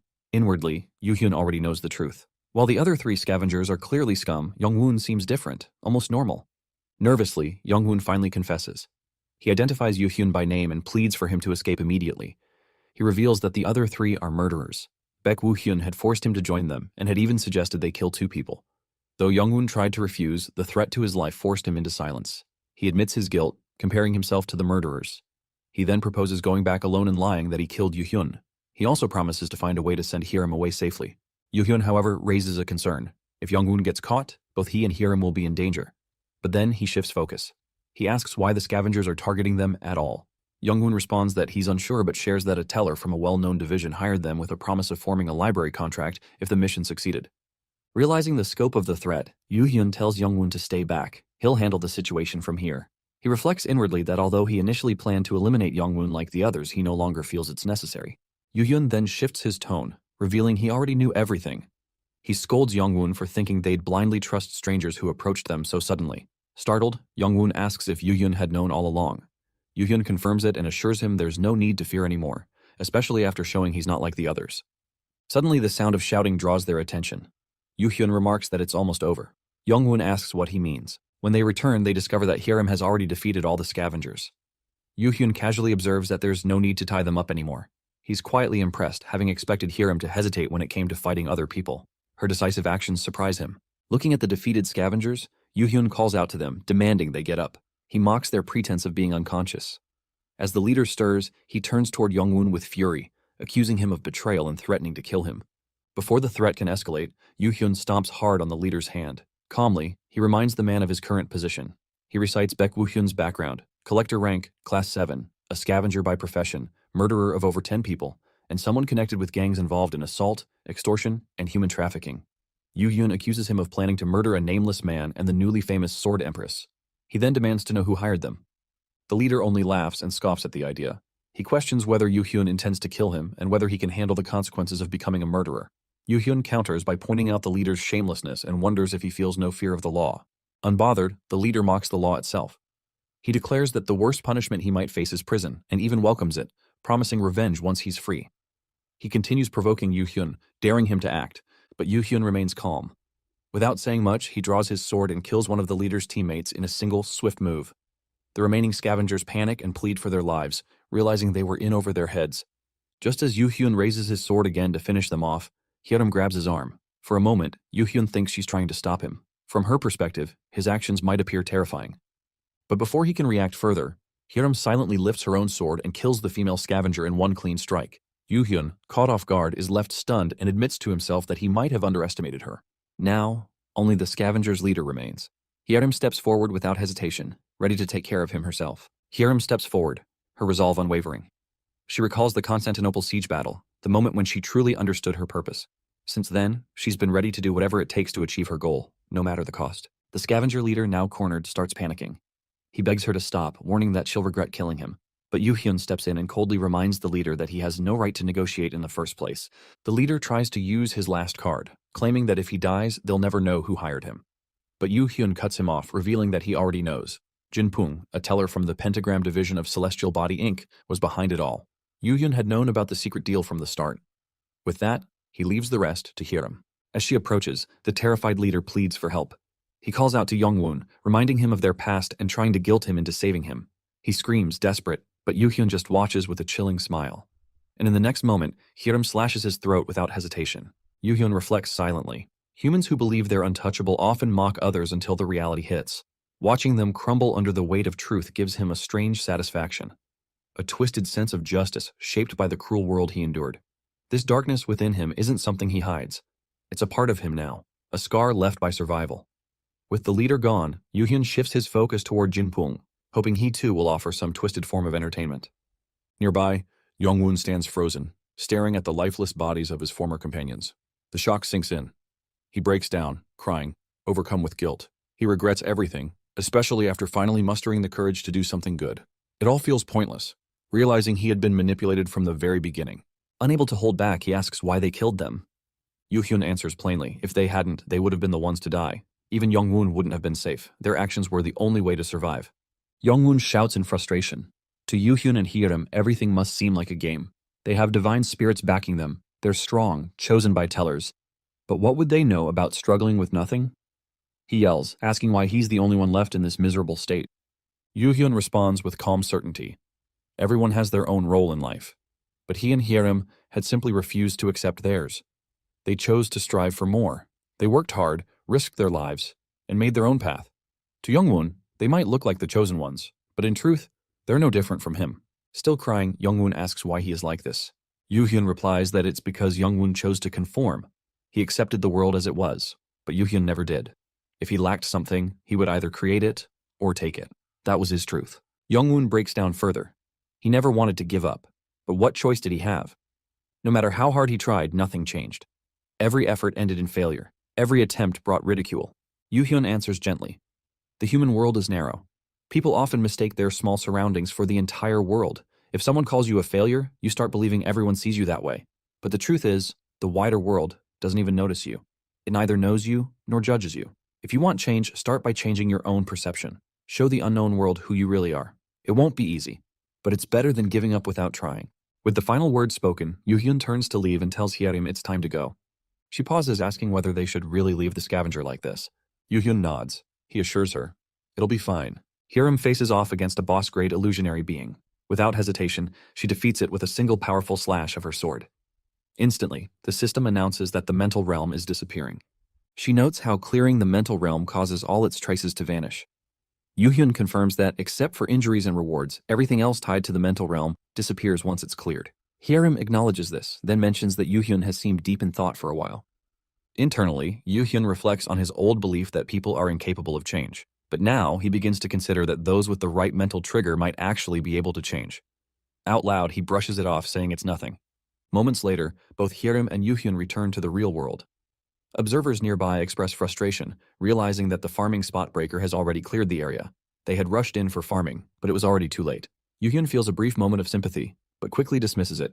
He tells Hyerim they've collected everything they needed and suggests they move on. At Baekwa Management, Suryeon asks how their day went. Hyerim responds that nothing special happened, yet she still received a lot of rewards for clearing. Yoo-hyun then brings up something that's been bothering him and asks to see her status window. Hyerim shows him her stats, and he examines them closely. She senses his concern and asks if something's wrong. Yoo-hyun explains that while nothing is outright wrong, the stats section seems overly vague and simplified. Despite her rapid progress, the status still shows low-ranking stats, which seems strange. Hyerim agrees that it definitely feels off. Yoo-hyun emphasizes that this is more than just odd. It's a major issue. If stats are presented in such an unclear way, neither tellers nor collectors can accurately measure their real capabilities. He recalls how, after the apocalypse in his past life, the stat window underwent a complete overhaul. Back then, the data was detailed and precise. He points out that if someone worked hard and improved, but saw no growth reflected in their stats, they would eventually lose hope. Hyerim admits that such a scenario would lead her to despair. Yoo-hyun silently concludes that this might be an intentional tactic to demotivate collectors by hiding their progress behind ambiguous metrics. He begins to suspect foul play. Until now, he had assumed the apocalypse was due to negligence by the collectors. But what if someone had been manipulating everything from behind the scenes? Though it's too early to say for sure, the suspicion lingers. If these theories are true, and there really are forces plotting in the shadows to bring about this world's downfall, then Yoo-hyun is ready. He welcomes their full strength, only then will defeating them bring him true satisfaction. Suryeon soon enters the scene from somewhere off-screen. Hyerim notices and asks where she had been. Suryeon replies that she had gone to meet magazine publishers, hinting at an upcoming interview for Hyerim. Hearing this, Hyerim is surprised, not expecting any interviews. Suryeon explains that Hyerim might start gaining more exposure now. Yoo-hyun adds that collectors are practically celebrities already, and appearing in interviews or commercials is quite common. He believes this is the best way to build Hyerim's public image. Hyerim hesitates, expressing her disinterest since fighting is all she truly values. But when Yoo-hyun mentions the financial benefit, her curiosity grows. Upon hearing that a few $100,000 is just the beginning, she instantly agrees to do the interview. Suryeon then shifts her focus and asks Yoo-hyun what he's currently working on. He responds that he's working on a new weapon. Hyerim points out that the sword he's holding looks like a cheap one sold at the dimensional store. Yoo-hyun confirms it cost only 100 TP and asks her to check the sword's information. Hyerim reads that it's a Salio ancient relic longsword and questions its usefulness. Yoo-hyun explains that while the Salio Empire may have fallen thousands of years ago, it was once renowned for its mastery in combining magic and machinery. This sword is a relic from that powerful civilization. Although the sword's value isn't yet recognized in the mixed world, Yoo-hyun, having come from the future, knows its true worth. It's a hidden treasure that can't even be found within the mind realms. He then turns to Hyerim and advises her to focus on developing her main attack skill. With her current stats, she's close to reaching the mid-class collector level. While her physical attributes already surpass those of many mid-class collectors, she lacks a skill or personal story to match that strength. Having bypassed the growth process most undergo, she now needs to start preparing for a mid- or high-level story. Hyerim raises a concern, pointing out that stories at that level are usually expensive. Yoo-hyun assures her that he knows a cost-effective method. He instructs her to first search for lightning steps in the low-level stories category and asks her to open her dimensional store. Once she finds it, he tells her to also look for Berserk Lightning Inner Skill among the mid-level stories, followed by Thunder Fury in the low-level sword skills section. He instructs her to purchase all three. Suryan expresses doubt, recalling that these three skills are infamous for being nearly unusable. Lightning Steps is too fast for anyone to handle. Berserk Lightning causes involuntary body spasms, and Thunder Fury is considered far too difficult to wield. Because of these flaws, the trio is often referred to as the Three Useless Brothers. Hiram is shocked to hear this and questions whether it's even safe to learn them. Yoo-hyun asks if she doesn't trust him. Reluctantly, Hiram gives in, agreeing to try them if he believes it's worth it. Yoo-hyun confirms that she just needs to learn all three. Immediately, Hiram activates her power. Energy begins to radiate from her body. Yoo-hyun approaches with his sword, guiding it toward the energy being released. The sword reacts, its shape shifting in real time. Suryan is stunned by the transformation. She observes that the sword's form has completely changed and wonders if this is its original state. Yoo-hyun cautions her to stay back, as lightning is still surging through the weapon. Internally, he reflects that while he had always believed the sword was extraordinary based on what he knew, seeing it now confirms it is even more impressive in person. Turning to Hiram, he notes that she appears to be finishing up the absorption of all three stories. Yoo-hyun turns to Hiram, checking in on her condition. He asks if she feels any pain or discomfort. Hiram responds that she feels fine. Yoo-hyun instructs her to open her status screen, expecting a new skill to have appeared. As Hiram checks, she confirms that the three previously absorbed skills have vanished and have been replaced by one new skill: Heavenly Lightning Sword. Yoo-hyun explains that this new skill will be the foundation of her growth. It's a hidden piece that allows her to control divine lightning, and in terms of story level, it surpasses even high-level stories, far beyond the mid-level ones she started with. Excited, Hiram leaps forward to hug him, but Yoo-hyun quickly steps aside, causing her to fall to the ground. He reminds her that he could get electrocuted if she hugs him without fully controlling her lightning. Curious, Hiram asks how he even knew about such a hidden piece. She thinks the divine spirits would have loved witnessing the awakening of this skill.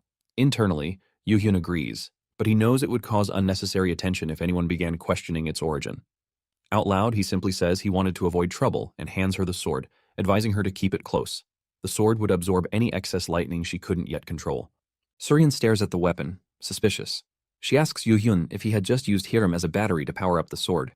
Yoo-hyun shrugs off the concern, saying it worked out in the end and was all to help Hiram. Internally, he wonders if Suryan is genuinely worried about her.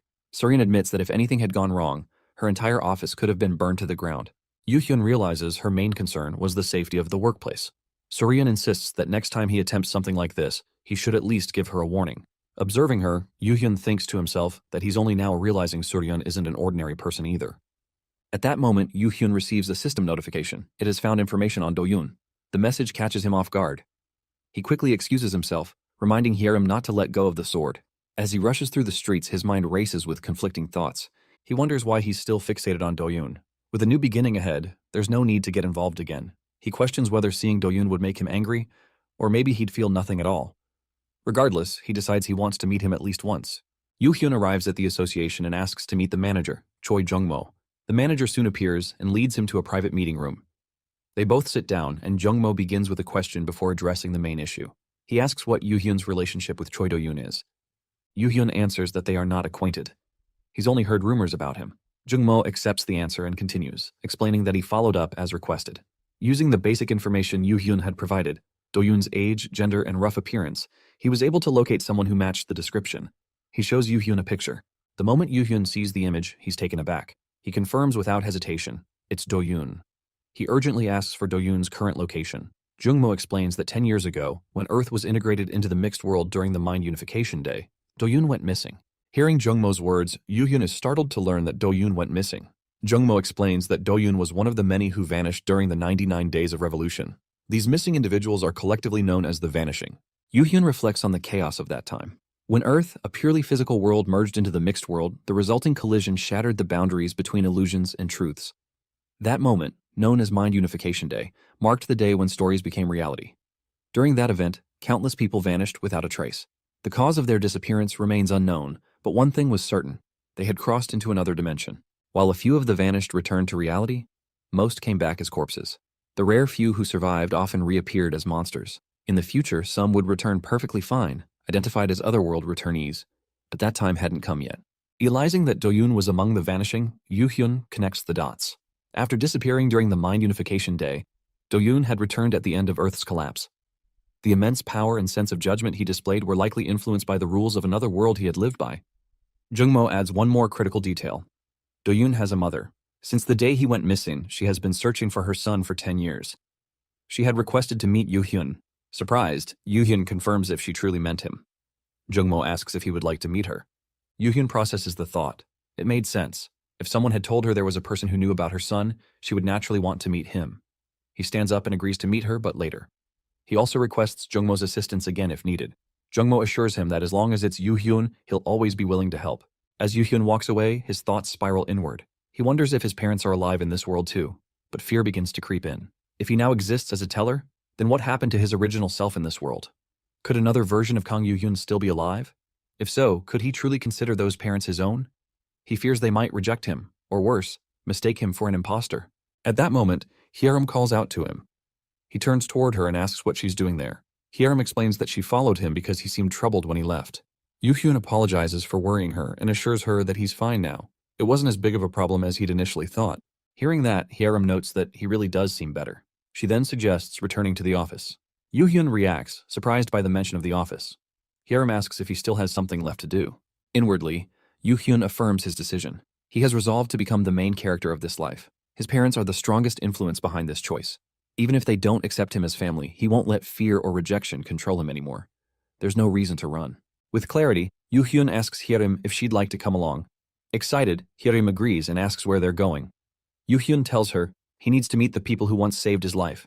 Yoo-hyun and Hyerim sit together on a bus, the quiet hum of the engine beneath them. As they ride, Hyerim watches him curiously, remarking on how fascinating he is. Despite being a teller, he keeps his distance from others like him, carrying a mysterious past that no one seems to know. Yoo-hyun calmly corrects her, but she remains unconvinced. She believes he'll open up one day. Her thoughts drift to the people they're about to meet, the ones he referred to as his saviors. She wonders just how incredible they must be for him to speak so highly of them. Yoo-hyun confirms her thoughts. They truly are remarkable people. Curious and thoughtful, Hyerim silently wonders who they are and what part they played in Yoo-hyun's unknown past. She wants to understand more about him. Meanwhile, Yoo-hyun's thoughts shift toward Hyerim. He begins to wonder if she has a family. As he considers looking into her book, the answer becomes clear. It doesn't mention any. Turning to her, he asks if she has a family. Hyerim brightens and teases him, asking if he's interested in her. Yoo-hyun responds, slightly annoyed, and tells her she doesn't have to answer if she doesn't want to. But Hyerim opens up. She says she doesn't have a family. In the past, she did. But now she can't even recall her father's face. She believes he ran away after she was born. Her mother, filled with resentment, had abused her, insisting Hyerim wasn't her child. A flashback reveals the painful truth. One day, Hyerim returned home to find her mother hanging, having taken her own life. That marked the end of any family ties she had. Back in the present, Hyerim explains how she ended up in an orphanage. Her shy personality made her a target for bullying. Family, as she knew it, was gone. But she insists that everything is different now, and it's all thanks to Yoo-hyun. Suddenly, Yoo-hyun calls her name, his voice louder than before. She looks at him, surprised, and asks what's wrong. He brushes it off, but quietly acknowledges how difficult her life must have been. Hyerim, still smiling, says she's okay. If not for him, she would still be lost. Meeting him helped her realize what she wanted to do with her life. Yoo-hyun watches her carefully. He senses how fragile she is beneath the surface. The Sword Empress he once knew was nothing like this. But then he reminds himself. He never truly knew the real her back then. There's no reason to feel disappointed or compare. Though she's unstable now, her future still holds potential. With the right guidance, she can change. Turning to her, Yoo-hyun reassures her that no matter what, he will never abandon her. She beams, promising the same in return. As they continue walking, memories begin to flood Yoo-hyun's mind. He passes places tied to his youth. The gaming cafe he once frequented, the bakery his mother adored, the food cart where he grabbed snacks, and the tutoring academy he used to dread. Everything looks the same. The only thing that's changed is him. He then notices a playground and is reminded of a specific memory. Back then, he often avoided the academy by loitering there. But his mother would always find him and scold him. Just as he's lost in thought, a girl passes by. Yoo-hyun glances at her and suddenly freezes, stunned by what he sees. As Yoo-hyun looks at the girl passing by, she also turns to look at him. Just then, her mother rushes over, yelling at her daughter. She scolds her for running away from responsibilities and reminds her that people are watching. Hearing the tone and presence of the woman, Yoo-hyun softly utters the word, mother, under his breath. The woman, noticing him, apologizes for being loud. Yoo-hyun, overwhelmed by emotions, silently wonders what he had been hoping for. In this world, Kang Yoo-hyun doesn't exist. That place in the family now belongs to someone else. The woman looks at him curiously, feeling something familiar. She asks if they've met before, noting how much he resembles someone she once knew. Her daughter, intrigued, says she isn't the only one who thought that. She asks Yoo-hyun if he knows her father. Suddenly, the girl notices Hyerim and gasps in disbelief. Excited, she calls out to her mother, pointing out that this is the person she's been talking about, the Sword Empress. The girl, named Yura, rushes to Hyerim and eagerly asks for her autograph. Yoo-hyun smiles at the coincidence of their meeting.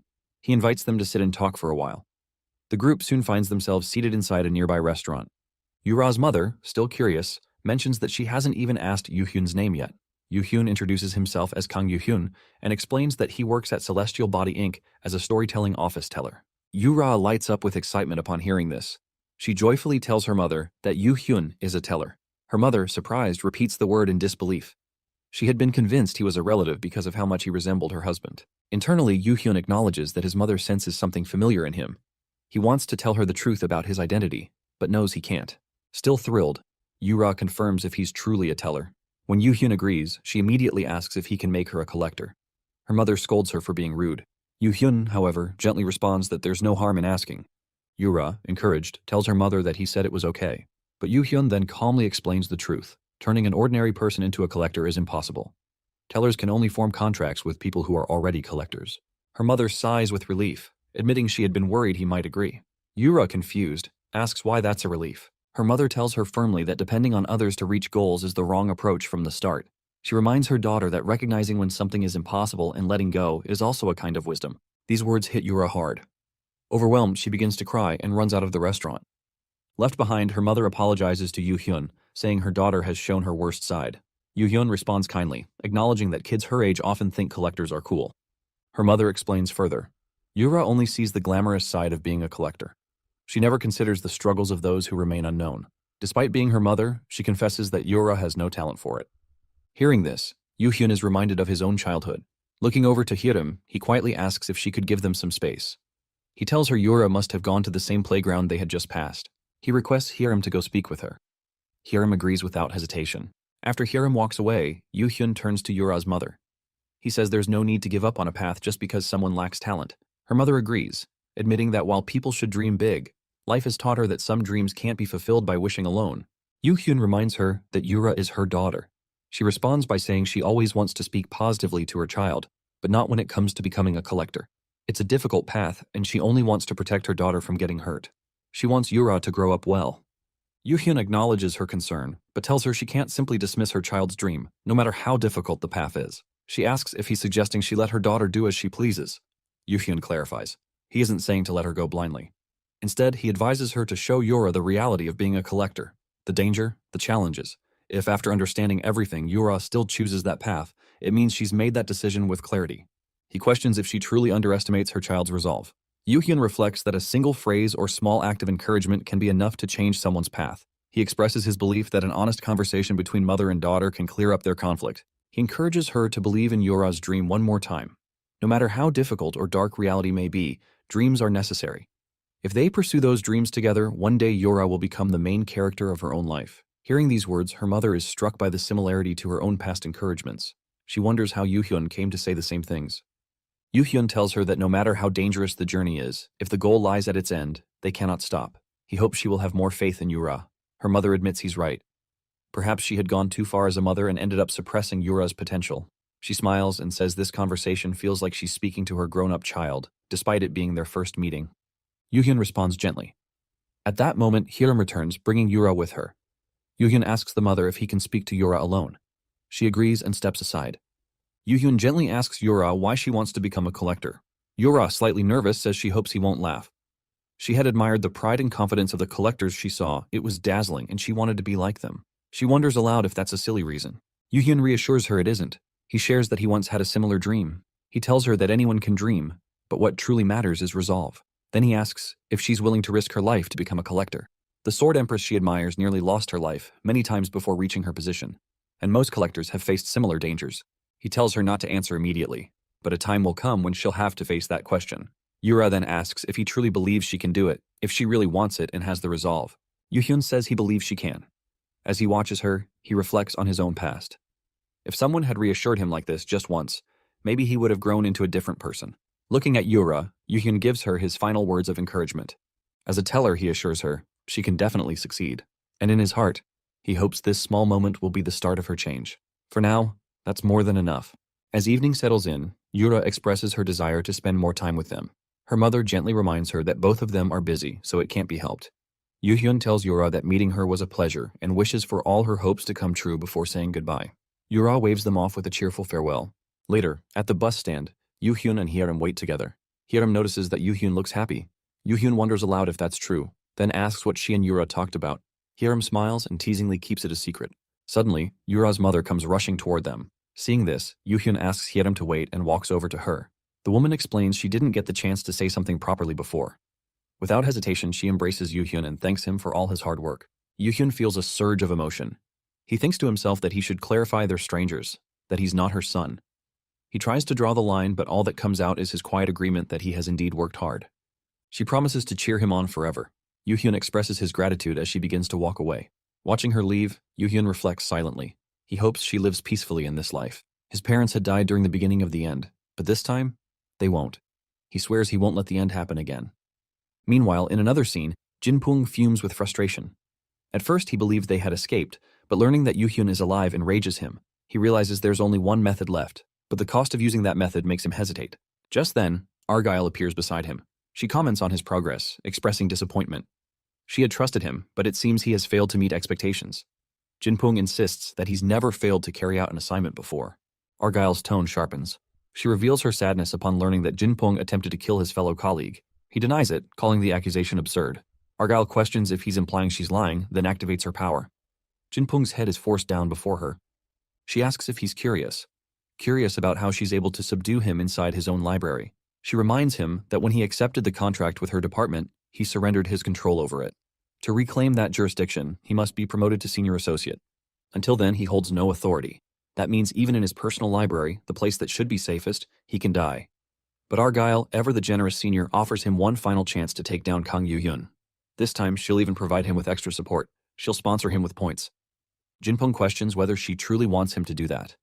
Argyle confirms with excitement, it will be a storytelling battle, a wager between tellers who command their own libraries. She sees no better opportunity.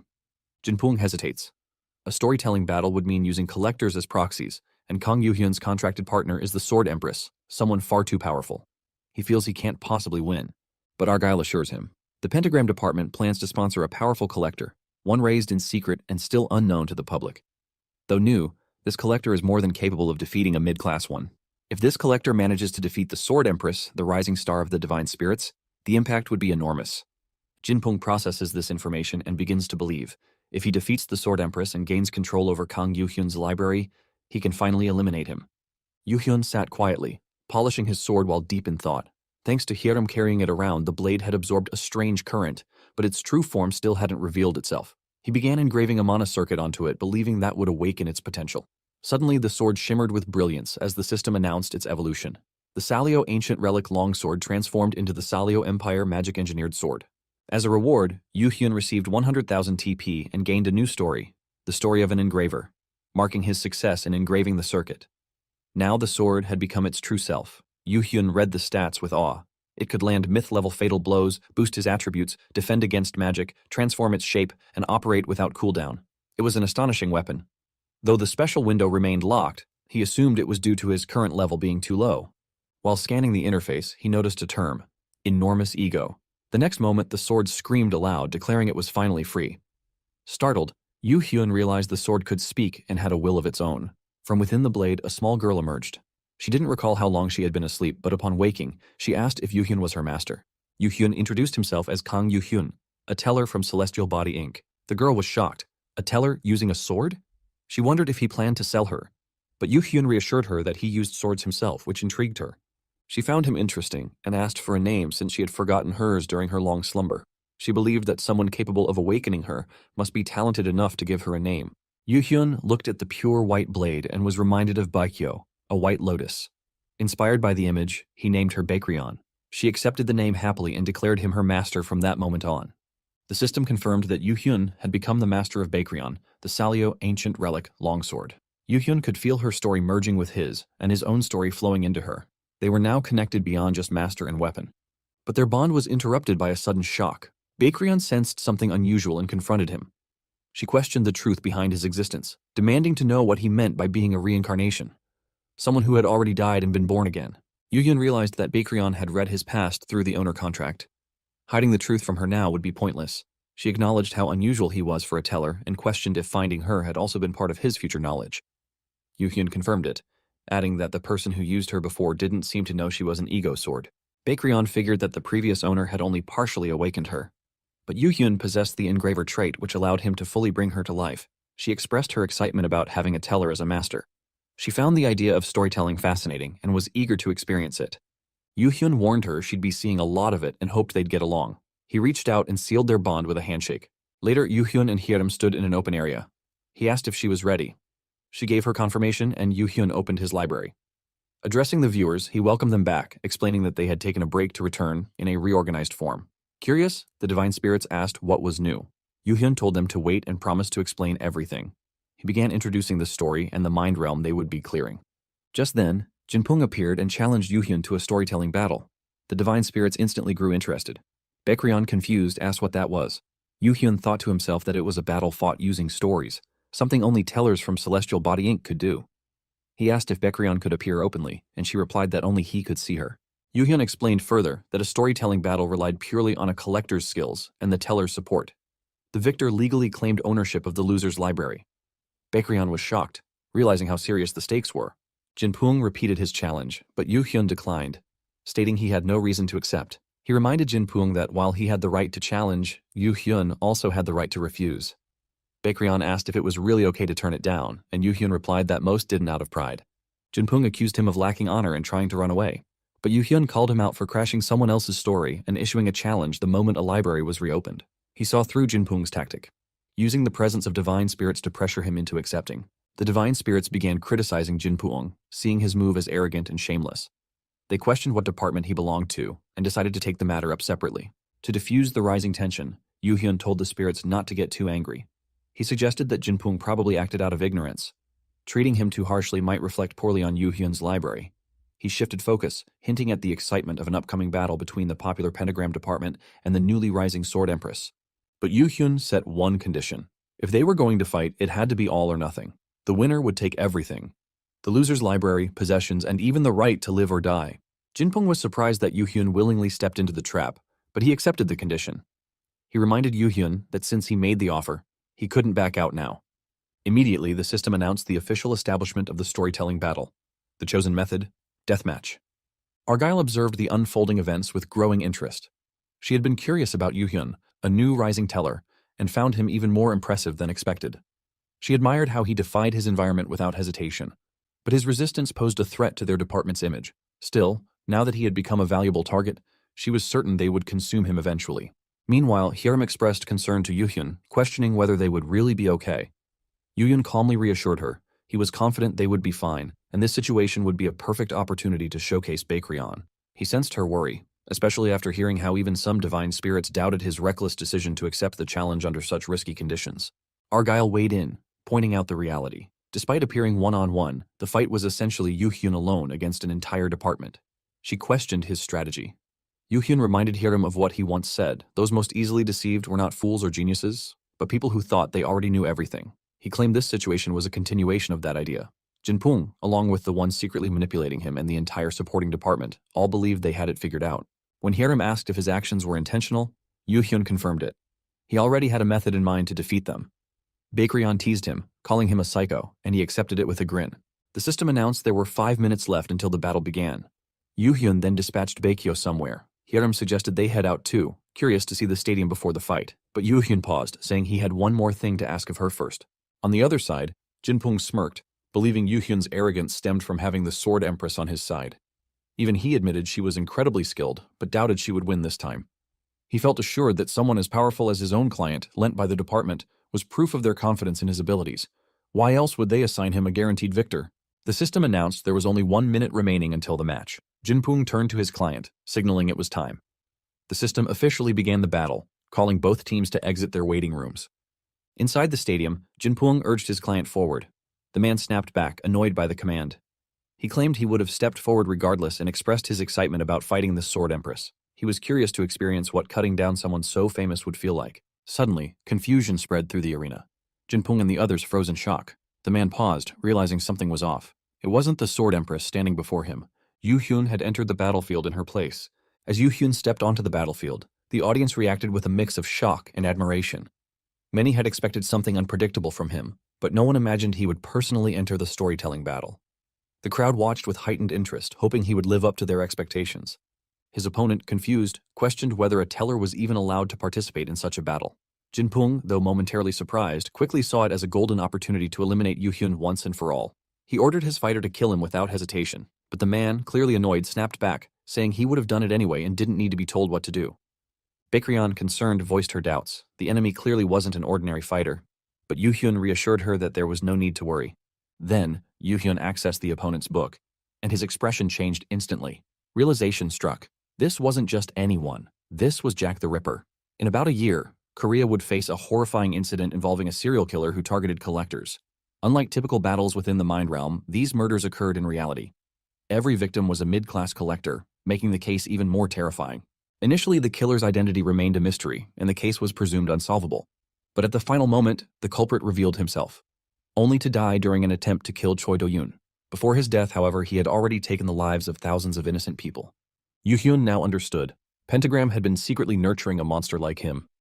In the past, Pentagram had actively engaged in storytelling and aligned themselves with the forces of the End. This confirmed it. They were directly connected to the End's influence.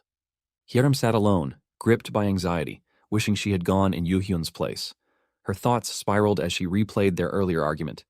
She had protested his decision, demanding to take his place in the battle. Yu Hyun had calmly insisted it was his fight, not hers, and there was no need for her to be caught in it. Hyerim had reminded him that she was his collector, and collectors were supposed to fight for their tellers. For her, it was obvious that she should be the one to go. But Yu Hyun explained that if he were an ordinary teller, that logic would make sense. Since most tellers don't fight, her anxiety was understandable. He thanked her for her concern, but pointed out that her insistence stemmed from a lack of faith in him. She didn't believe he could win. She had to admit it. Her worry was rooted in doubt. Yu Hyun believed in her, but she struggled to believe in him. Then he gently placed a hand on her head, reassuring her. He promised to prove that her fears were unnecessary and that those mocking him from a distance were wrong. Now in the present, Hyerim still felt nervous, but this time, she chose to believe in him. The battle began. In an instant, Yu Hyun found himself standing in the narrow streets of Whitechapel, London. Baekryun beside him noticed something off. The opponent had vanished. Moments ago, he was clearly visible. Above them, Jack the Ripper stood silently, wondering how he should kill Yu Hyun. Then he vanished again, reappearing elsewhere, unsure if Yu Hyun had spotted him. He convinced himself it was just coincidence and that his location was still hidden. But the moment Yu Hyun turned to face him directly, Jack froze. It felt like Yu Hyun had pierced through his stealth with his gaze.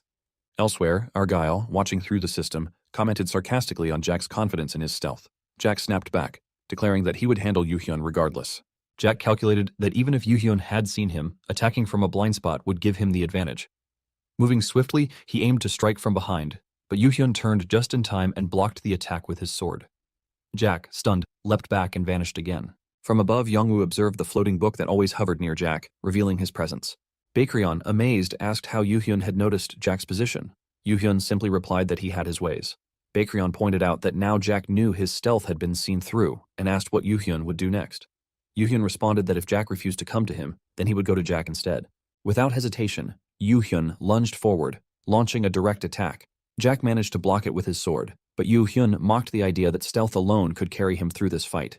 Enraged, Jack snapped, insisting he hadn't come relying solely on stealth. He vanished again and reappeared instantly behind Yu Hyun, sword raised for a deadly strike. Watching from afar, Hyerim's heart skipped a beat. But just before the blade could land, Yu Hyun calmly stepped aside, dodging it with ease. Then, Yu Hyun looked at Jack and declared that if he was done, it was now his turn to fight.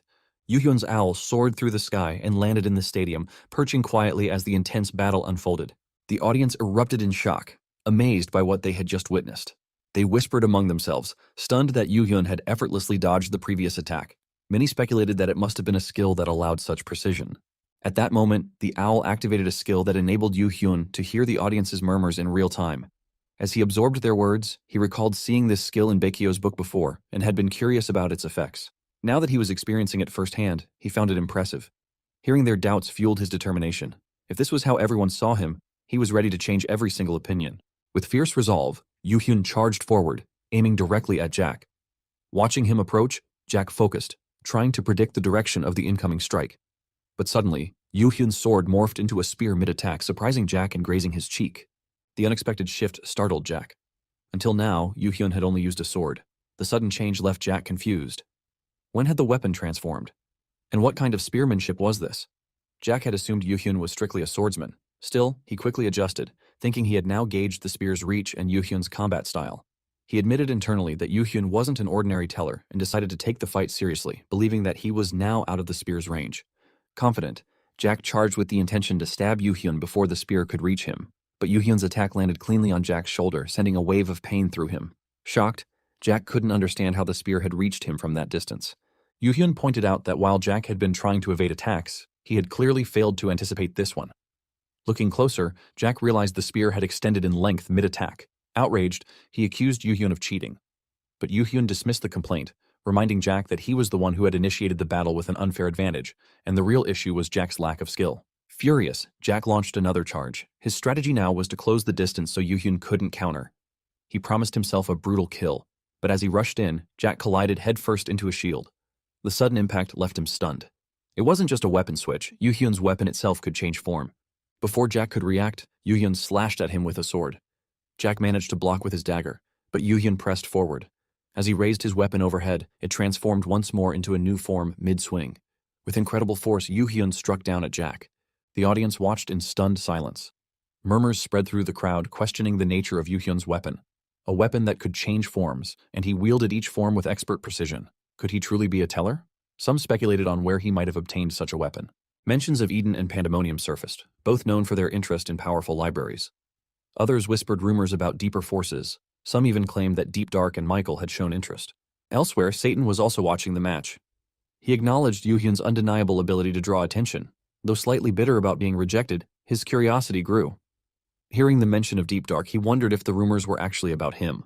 Yu Hyun launched another swift attack toward Jack, but Jack managed to dodge by stepping aside just in time. Watching the fight, Jinpung expressed his confusion, and Argyle echoed the same, questioning Jack's strange behavior. But Jack, consumed by frustration, shouted in rage. Despite Yu Hyun cornering him this far, Jack claimed Yu Hyun had let his guard down. He believed the battle should have ended when Yu Hyun had the upper hand but failed to finish it. Fueled by anger, Jack began unleashing more aggressive energy. Argyle watched in shock as Jack began revealing his traits mid-fight. She hadn't expected him to resort to such powers against someone of employee rank. Seeing Jack take things that far, she quietly acknowledged that this round was effectively over. Jack screamed in fury, vowing not to hold back anymore. Leaping into the air, he began moving with incredible speed. His movements were so fast and chaotic that the audience couldn't follow him with their eyes. They were stunned, questioning how a collector that powerful had remained under the radar all this time. Jack taunted Yu Hyun, daring him to keep up with his speed and warning that it was too late for regrets. But Yu Hyun remained calm. In a flash, he grabbed Jack's arm mid-charge and flung him far away with overwhelming strength. As Jack crashed, Yu Hyun declared that if he had known Jack would be this underwhelming, he would have ended the battle much earlier. Lying on the ground, Jack groaned in disbelief. In his mind, this stage had been meant for him.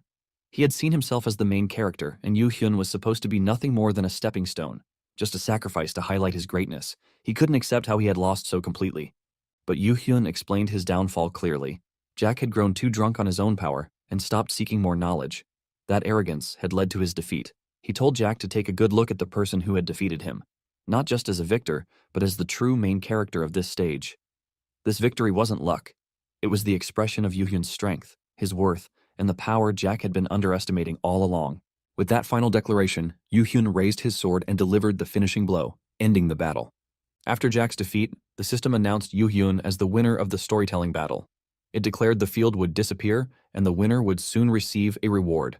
Hearing this, Yu Hyun couldn't hide his happiness. Meanwhile, Hyerim was left stunned. Blushing, she silently accepted that Yu Hyun had truly won. She regretted not believing in him earlier and finally embraced her feelings. For her, he had become irreplaceable, her light unstoppable and undeniable. From afar, Michael observed the entire battle through the system. He realized why the divine spirits had shown such interest in Yu Hyun. Despite the crowd, Yu Hyun had acted boldly. Michael anticipated that even more divine powers would begin watching him closely and started expecting greater things from him in the future. The scene then shifted to the waiting room, where Argyle was confronting Jinpung in a rage. She demanded answers, furious that their heavily invested collector had been defeated publicly by a mere rookie teller. Jinpung, trembling, claimed it shouldn't have been possible and suspected someone else might be backing Yu Hyun. Argyle, however, wasn't convinced. She shouted that even if Yoo-hyun had outside support, it wouldn't change the current disaster. The situation had spiraled beyond recovery, and someone needed to take the fall. That person, she insisted, was the one who caused all of this. Begging for forgiveness, Jinpung tried to plead his case, but Argyle remained cold. She declared that forgiveness meant nothing now. The failure had cost their department not just money, but something far worse. For her, Jinpung's existence had no further value. His lifetime of labor wouldn't be enough to repay the damage. Jinpung protested, unable to believe that his worth had become so low, but Argyle dismissed his desperation as pathetic. She stripped him of all rights to the library, claiming she was already being generous due to his status as her junior. According to her, she was sparing him a life worse than slavery by doing this. As Jinpung mentally broke down, he reflected on how things had turned out like this. He realized that Yoo-hyun had been confident of victory from the beginning. Yoo-hyun had known everything. Jinpung had never been the hunter. He had always been the prey. Suddenly, Jinpung vanished. Right after, Yoo-hyun entered the room. Seeing him, Argyle welcomed him warmly, introducing herself as a member of the pentagram department. Yoo-hyun returned the greeting politely and introduced himself as Kang Yoo-hyun. Argyle praised his performance in the fight, calling it impressive. Yoo-hyun admitted he wasn't sure how to respond to such compliments, but quickly shifted the subject and asked about Jinpung. He mentioned wanting to speak with him. Argyle responded with a cold truth. Jinpung no longer existed. He had lost a storytelling battle with his life at stake. According to her, his death was inevitable from the start. Yoo-hyun, however, pointed out something strange. Although he had earned the right to decide Jinpung's fate, he had never chosen death. That choice was not his command. Argyle explained that such outcomes were simply how storytelling battles worked, especially for a first-timer like him. But Yoo-hyun wasn't convinced and called out her explanation as nonsense. Argyle, slightly taken aback, questioned what she just heard. Yoo-hyun repeated himself firmly. He accused her of acting beyond her rights, questioning whether such behavior was normal in the pentagram department. Argyle, though still defensive, reminded him that she ranked higher and deserved proper respect. Yoo-hyun acknowledged her superior status, but emphasized that rank didn't excuse injustice. She had interfered with Jinpung, who belonged to him, making it a clear abuse of power. Realizing her misstep, Argyle apologized. Admitting she had made a serious mistake, she decided to compensate Yoo-hyun. She transferred 800 TP points to him and asked if that amount was satisfactory. Yoo-hyun recognized Argyle, the teller from the pentagram department. He remembered her vividly, a psychopath who laughed at the sight of people dying. The memory of her gathering those who rejected the trial, only to unleash a blood-soaked storm while laughing, was burned into his mind. She had looked down on the corpses as if they were less than insects. It was something he could never forget. Smiling, Yoo-hyun acknowledged the points he received, noting that it seemed to reflect Jinpung's value. He remarked on how difficult it must have been for Argyle to manage such a junior. Argyle responded with a smile, claiming that she was fine since she was a benevolent person. Yoo-hyun then shifted the topic, mentioning rumors of a department being in contact with Exodus. As one of the forces ruling over mixed worlds, Exodus thrived on the despair and anguish of the lower realms. Yoo-hyun believed the pentagram department had ties with them. Even when Genius Incorporated surrendered Earth's storytelling rights, leading other departments to collapse, Pentagram continued their storytelling as if unaffected. Argyle cautiously questioned why he was telling her this, hinting that others might misunderstand her connection to Exodus. Yoo-hyun calmly explained that he only meant to warn her in case they approached her, apologizing if it sounded otherwise. He then mentioned needing to leave and claimed the library that once belonged to Jinpung. Argyle saw him off cheerfully. As Yoo-hyun stepped outside, his thoughts lingered on Argyle. Unlike Jinpung, she was far more composed and concealed her true nature well. She wouldn't expose any information regarding the pentagram department. Just their rumored connection to Exodus was enough to show they were a powerful force. The fact that they managed to raise someone like Kim Han-jung without detection by the divine spirits said everything. He knew he couldn't deal with them alone, but things had changed. Pulling out a book from his hand, he reminded himself that the current situation was different from before. The scene transitioned to Baekwa management, where Suryeon scolded Yoo-hyun and Hirim. She expressed frustration over not being informed ahead of time. Hearing that the teller and collector who went to the mind realm just to earn some money ended up in a storytelling battle had left her shocked. Yoo-hyun and Hirim apologized. Seeing their regret, Suryeon decided to let it go. After all, they had returned victorious, and that was the best news she could have asked for. Hirim, full of pride, added that Yoo-hyun was truly amazing. Yoo-hyun informed them that the library's capacity had increased after merging and that the divine spirits seemed pleased. Still, he noticed Suryeon appeared more cheerful than usual and asked if something good had happened. Suryeon smiled, surprised that he had picked up on her mood so quickly. She teased that since he was clearly dying of curiosity, she would share the news. Though Yoo-hyun denied being curious, Suryeon insisted. She revealed that today was payday. Hiram, surprised, asked for confirmation. Suryeon nodded and informed them that the payment for the month had been sent with taxes deducted as per their agreement. She asked them to check it. Hiram quickly opened her phone and gasped. She excitedly told Yoo-hyun that she was now rich. Yoo-hyun playfully commented on how jealous he was of her ability to get excited over such a small amount. He reminded her that most of it was actually a reward from the government for clearing the mind realm. Suryan added more good news. Thanks to Hiram's growing fame, they were receiving a flood of requests for commercials and interviews. The total contract fees for the signed deals had already exceeded 200 million won. Hearing this, Hiram was shocked. Suryan continued, explaining that with this money, not only could they pay off the office debt, but they could also afford luxuries like coffee and green tea in the office. Hiram eagerly asked if they could now eat different types of ramyun too. Hearing their excitement, Baekhyun turned to Yoo-hyun and asked why they were acting like that. Yoo-hyun replied that it was best to leave them be. After all, both of them had grown up poor. For now, Baekwa management was alive and full of energy. Yoo-hyun began reviewing his notifications, realizing one from Celestial Body Inc. had been buried under the flood of alerts from the storytelling battle.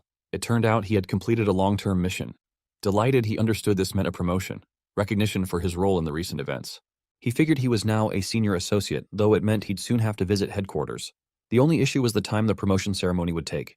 Still, he acknowledged that his rapid growth had caused this. Just then, Hiram noticed something and asked him about it. Yoo-hyun shared the news of his promotion, prompting both Hiram and Suryan to congratulate him warmly. He thanked them and asked how work was going. Suryan explained that most of it had been handled, but some tasks remained. She still had to revise the interview schedule and meet with advertisers to finalize ad concepts. Handling the byproducts from the mind realm also required additional time. Yoo-hyun noted that she'd become even busier going forward, which would be quite demanding. Suryan replied that it was manageable since Hiram now had to meet with business clients. Taking the conversation further, Yoo-hyun suggested they begin right away. He asked if Suryan was free at that moment. She confirmed and asked why. Without hesitation, Yoo-hyun proposed they go on a date, catching Suryan completely off guard. As the two headed out, Suryan asked why he would say something like that in front of Hiram. Yoo-hyun admitted that he had meant to tease Hiram for acting out lately, but perhaps the effect was stronger than he expected. He then brought up her ongoing struggle to find a company to process the Mind Realm byproducts. Surprised, Suryan asked how he knew. Yoo-hyun explained that although their agency had grown fast, it was still tough for an unknown company to secure contracts. She admitted that was true, though she believed time would help. Yoo-hyun disagreed.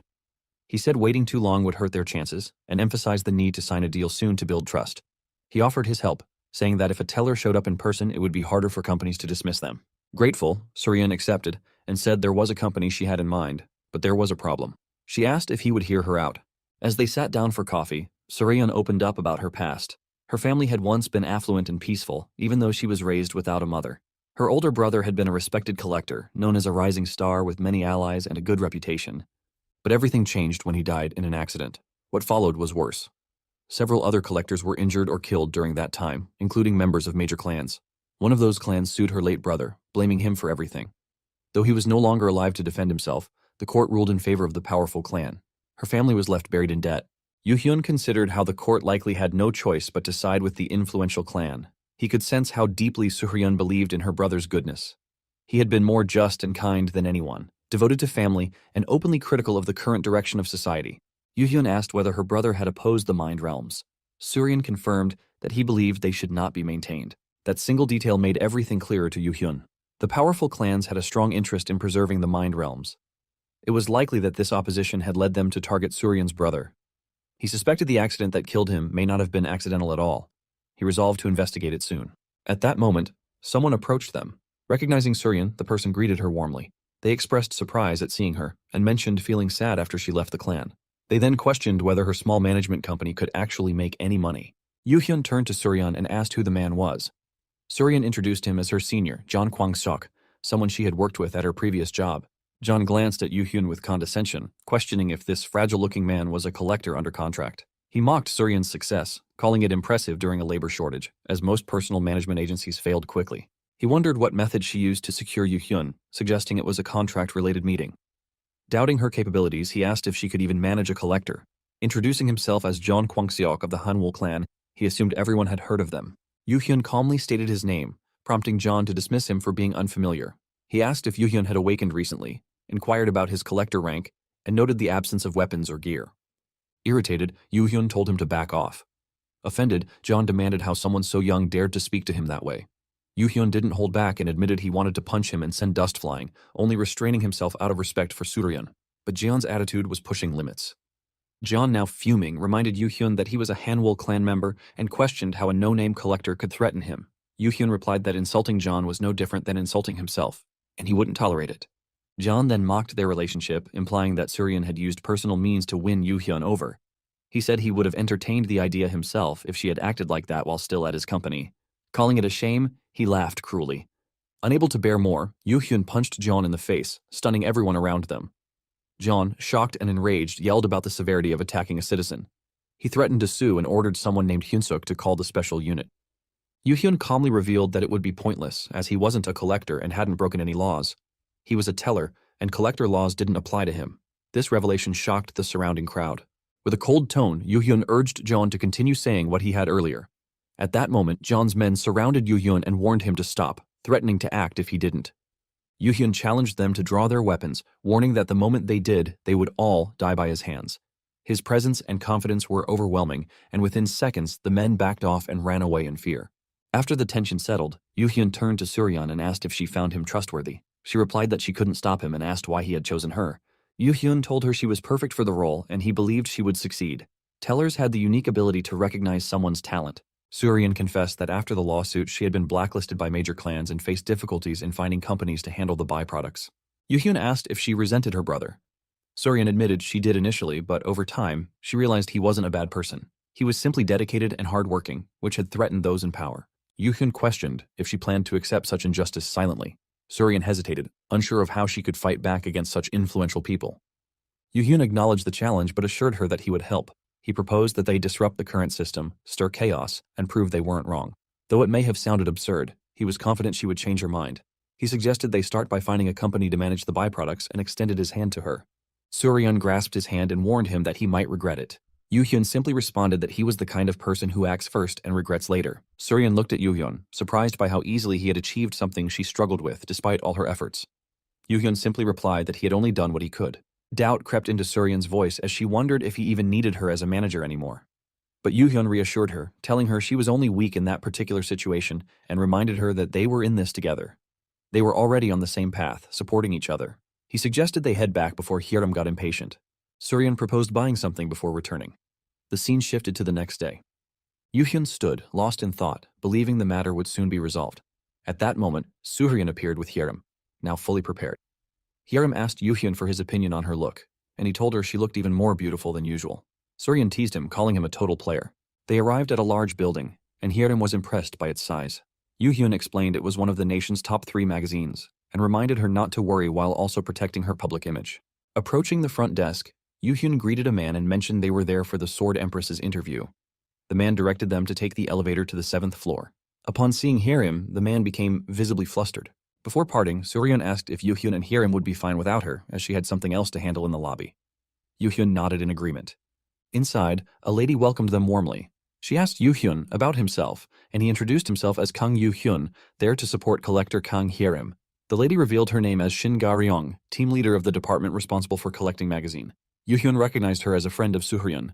Shin suggested beginning the Quanda session. She brought up Hyerim's recent record of clearing multiple mind realms, a rare achievement among collectors, and asked about her goals behind this unusual path. Hyerim stated that she didn't need a specific reason. She was simply fulfilling her duty as a collector. Shin noted that Hyerim was now being called the Sword Empress and asked how she felt about it, along with any future plans. Hyerim responded positively. Impressed by her composure, Shin mentioned that many collectors in the past behaved arrogantly, unlike her. Then, shifting tones slightly, Shin shared a rumor she'd heard about a teller spending time among humans. She noted how rare that was, and even more so because the teller had given up the divine protection over his body to enter mind realms alongside a collector. Yoo-hyun realized that Shin had known it was him all along. He confirmed it, openly admitting he was the teller in that spreading urban legend. Shin lit up, pleased that her assumption was right. She apologized if her questioning had seemed rude, clarifying it stemmed from personal curiosity, not a journalist's intent. Yoo-hyun invited her to ask what she truly wanted to know. Shin asked why he entered the mind realms. Yoo-hyun casually responded that it was the best way to gain popularity. Shin agreed, but noted she didn't believe that was his only reason, especially considering the criticism and hatred he faced. Yoo-hyun said no explanation would make sense right now. He admitted he had personal goals, but now he was chasing something even bigger. With that, he decided to end the interview, reminding everyone that the true star of the day was the Sword Empress, not him. Shin accepted that and wrapped up the session. As a playful aside, she mentioned wanting a connection where she could contact Yoo-hyun personally, then laughed it off as a joke. After the interview ended, Yoo-hyun returned to Suryan. She asked him how it went, casually mentioning that the interviewer was a bit of a prankster but probably didn't go overboard. Yoo-hyun replied that it went well overall, though the lobby seemed unusually noisy. As the commotion grew, people nearby started murmuring about a famous collector named Kyung-soo who had just arrived. His popularity seemed to outshine even most other top collectors. Noticing the buzz, Baekryun asked Yoo-hyun what was going on with him. Yoo-hyun brushed it off, saying it wasn't any of his concern. Turning back to Suryeon, Yoo-hyun told her it was time to go. But Suryeon seemed momentarily dazed, asking herself what she had just been doing. Holding a book belonging to Kyung-soo, Yoo-hyun began to suspect something was off. It had only lasted a moment, but it seemed Suryeon had been momentarily bewitched by the man. He questioned what exactly Kyung-soo's ability was, and upon reading, discovered the answer. His trait was labeled as Casanova. That explained why Suryeon had lost focus so briefly. Just then, Kyung-soo approached them directly and greeted Hiram with charming words. Introducing himself as Ju Kyung-soo, known publicly as artist, he complimented her beauty and said he had heard about her reputation as the Sword Empress. He added that she was even more stunning than he expected, comparing her to a white lotus floating on a calm lake. Hiram responded calmly. Yoo-hyun observed that even Kyung-soo's Casanova trait had no effect on Hiram's mental strength.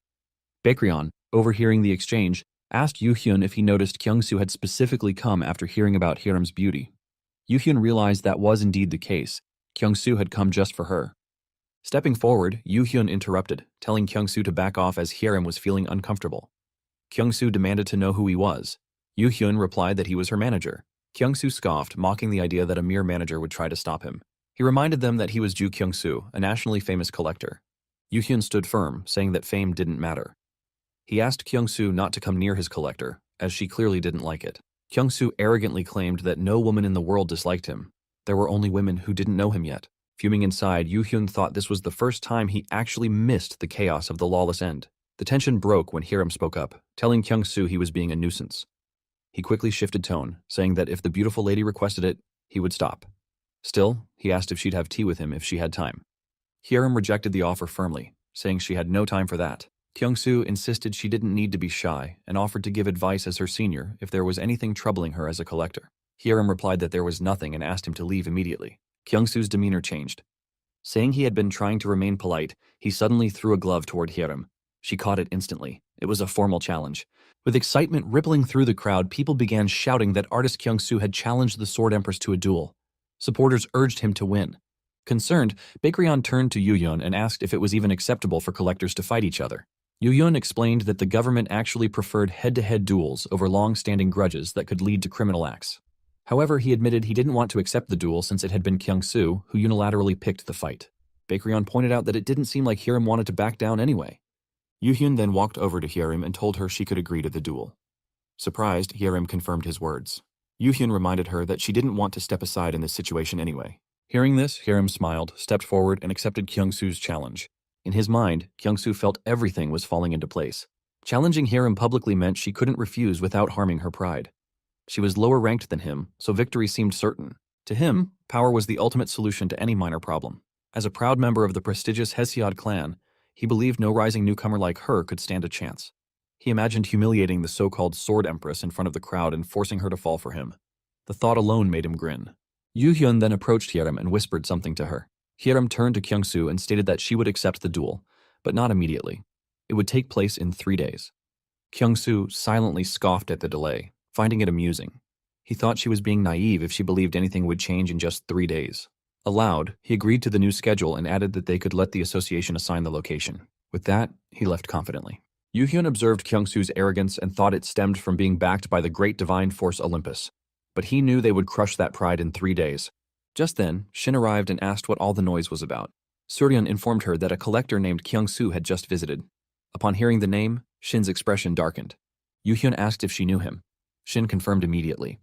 She recalled how uncomfortable his gaze and behavior had been during her interview with him. He had constantly stared at her, making her uneasy. Yoo-hyun realized that Kyung-soo had acted inappropriately with Shin as well.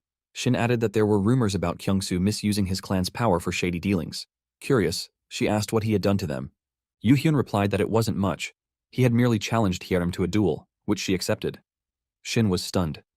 Although Hiram was a promising talent, there was still a considerable gap between her and Kyung-soo. Yoo-hyun reassured her that they weren't acting recklessly. They had something planned. He explained that if the Sword Empress, who had recently given an exclusive interview to Shin's magazine, managed to defeat a mid-level collector like Kyung-soo, It would become a significant news story. Shin realized their intention and asked if they were trying to turn the situation in their favor. Yoo-hyun admitted it and requested her help in promoting the event through her media contacts. Amused by his audacity, Shin commented that he was even bolder than she had imagined. Still, she agreed to help and left shortly after. Hyerim then turned to Yoo-hyun, thanking him for allowing her to accept the duel. Yoo-hyun clarified that he gave permission because he believed she could win. Hyerim, still curious, asked why he delayed the duel for 3 days.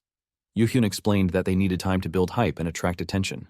While Hyerim prepared for the fight, news would begin to spread. The delay wasn't hesitation, it was strategy. Outside Suryan's office, a large group of reporters had gathered, eagerly shouting questions about the upcoming match with Artist. They wanted to know how she felt heading into the duel. Watching the scene unfold from her window, Suryan muttered about Shin's involvement.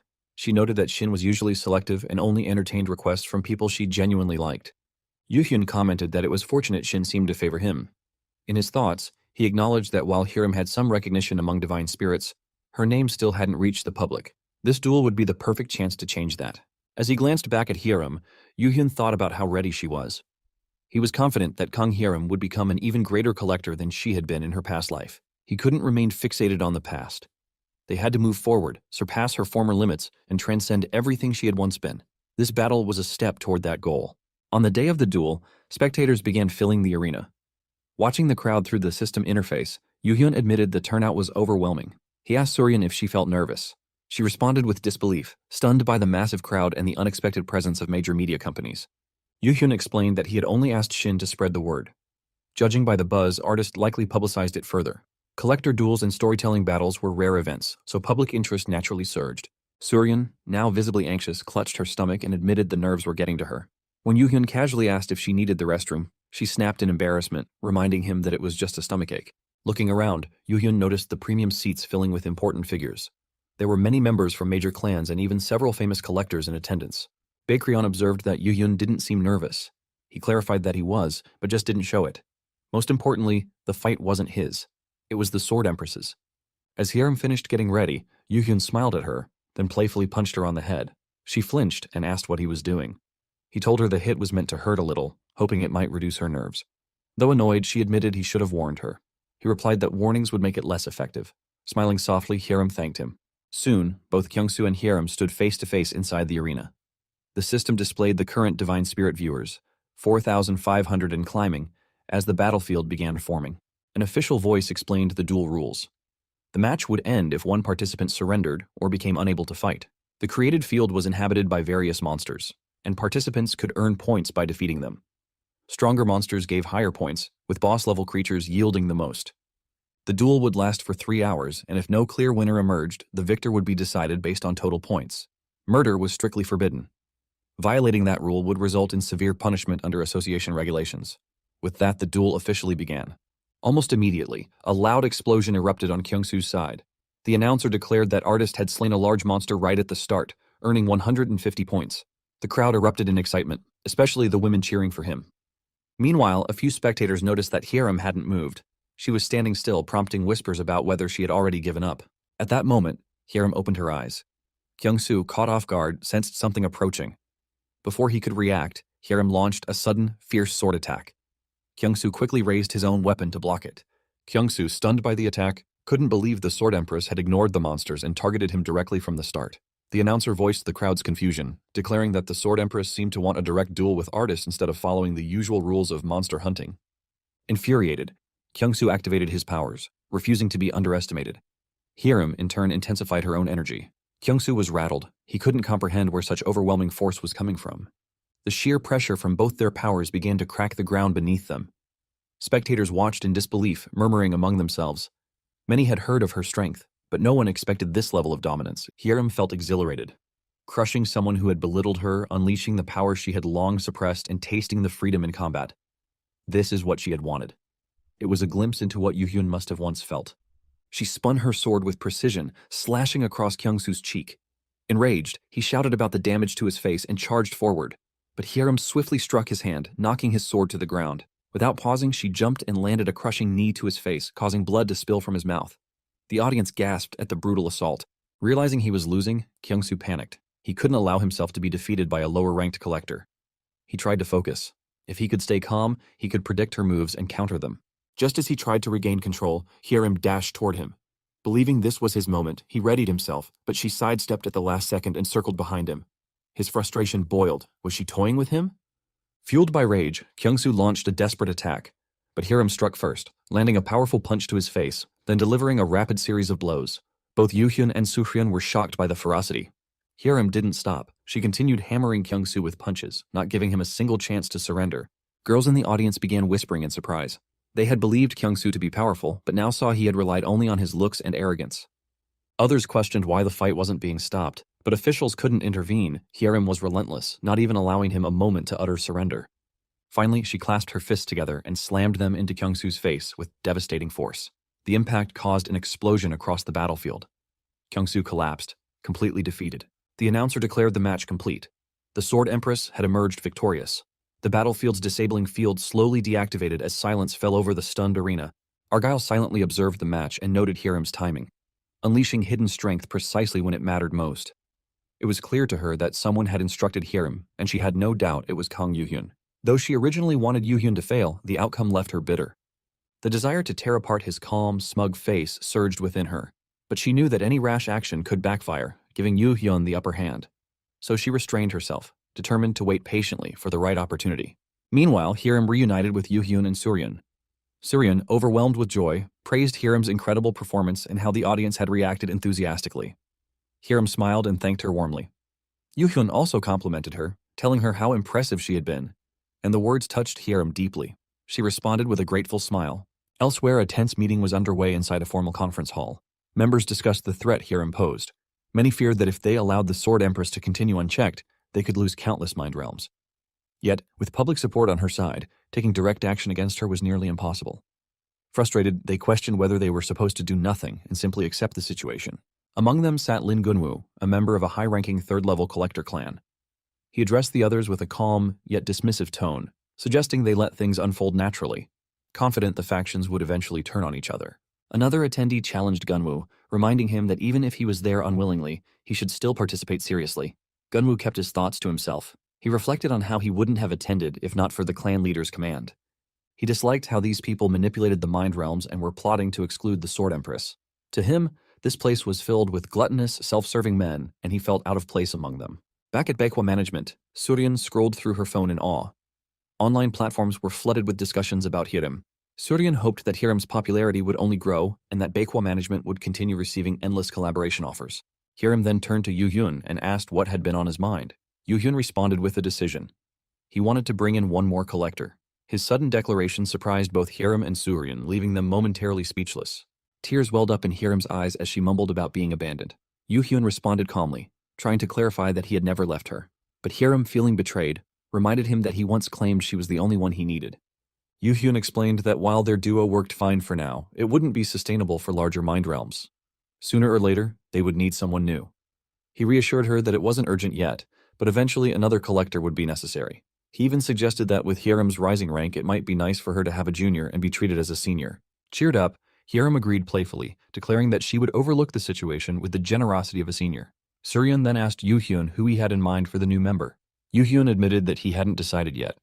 In his thoughts, Yoo-hyun recalled the other two prodigies from the same generation as the Sword Empress, Flame Knight and Bang Sang.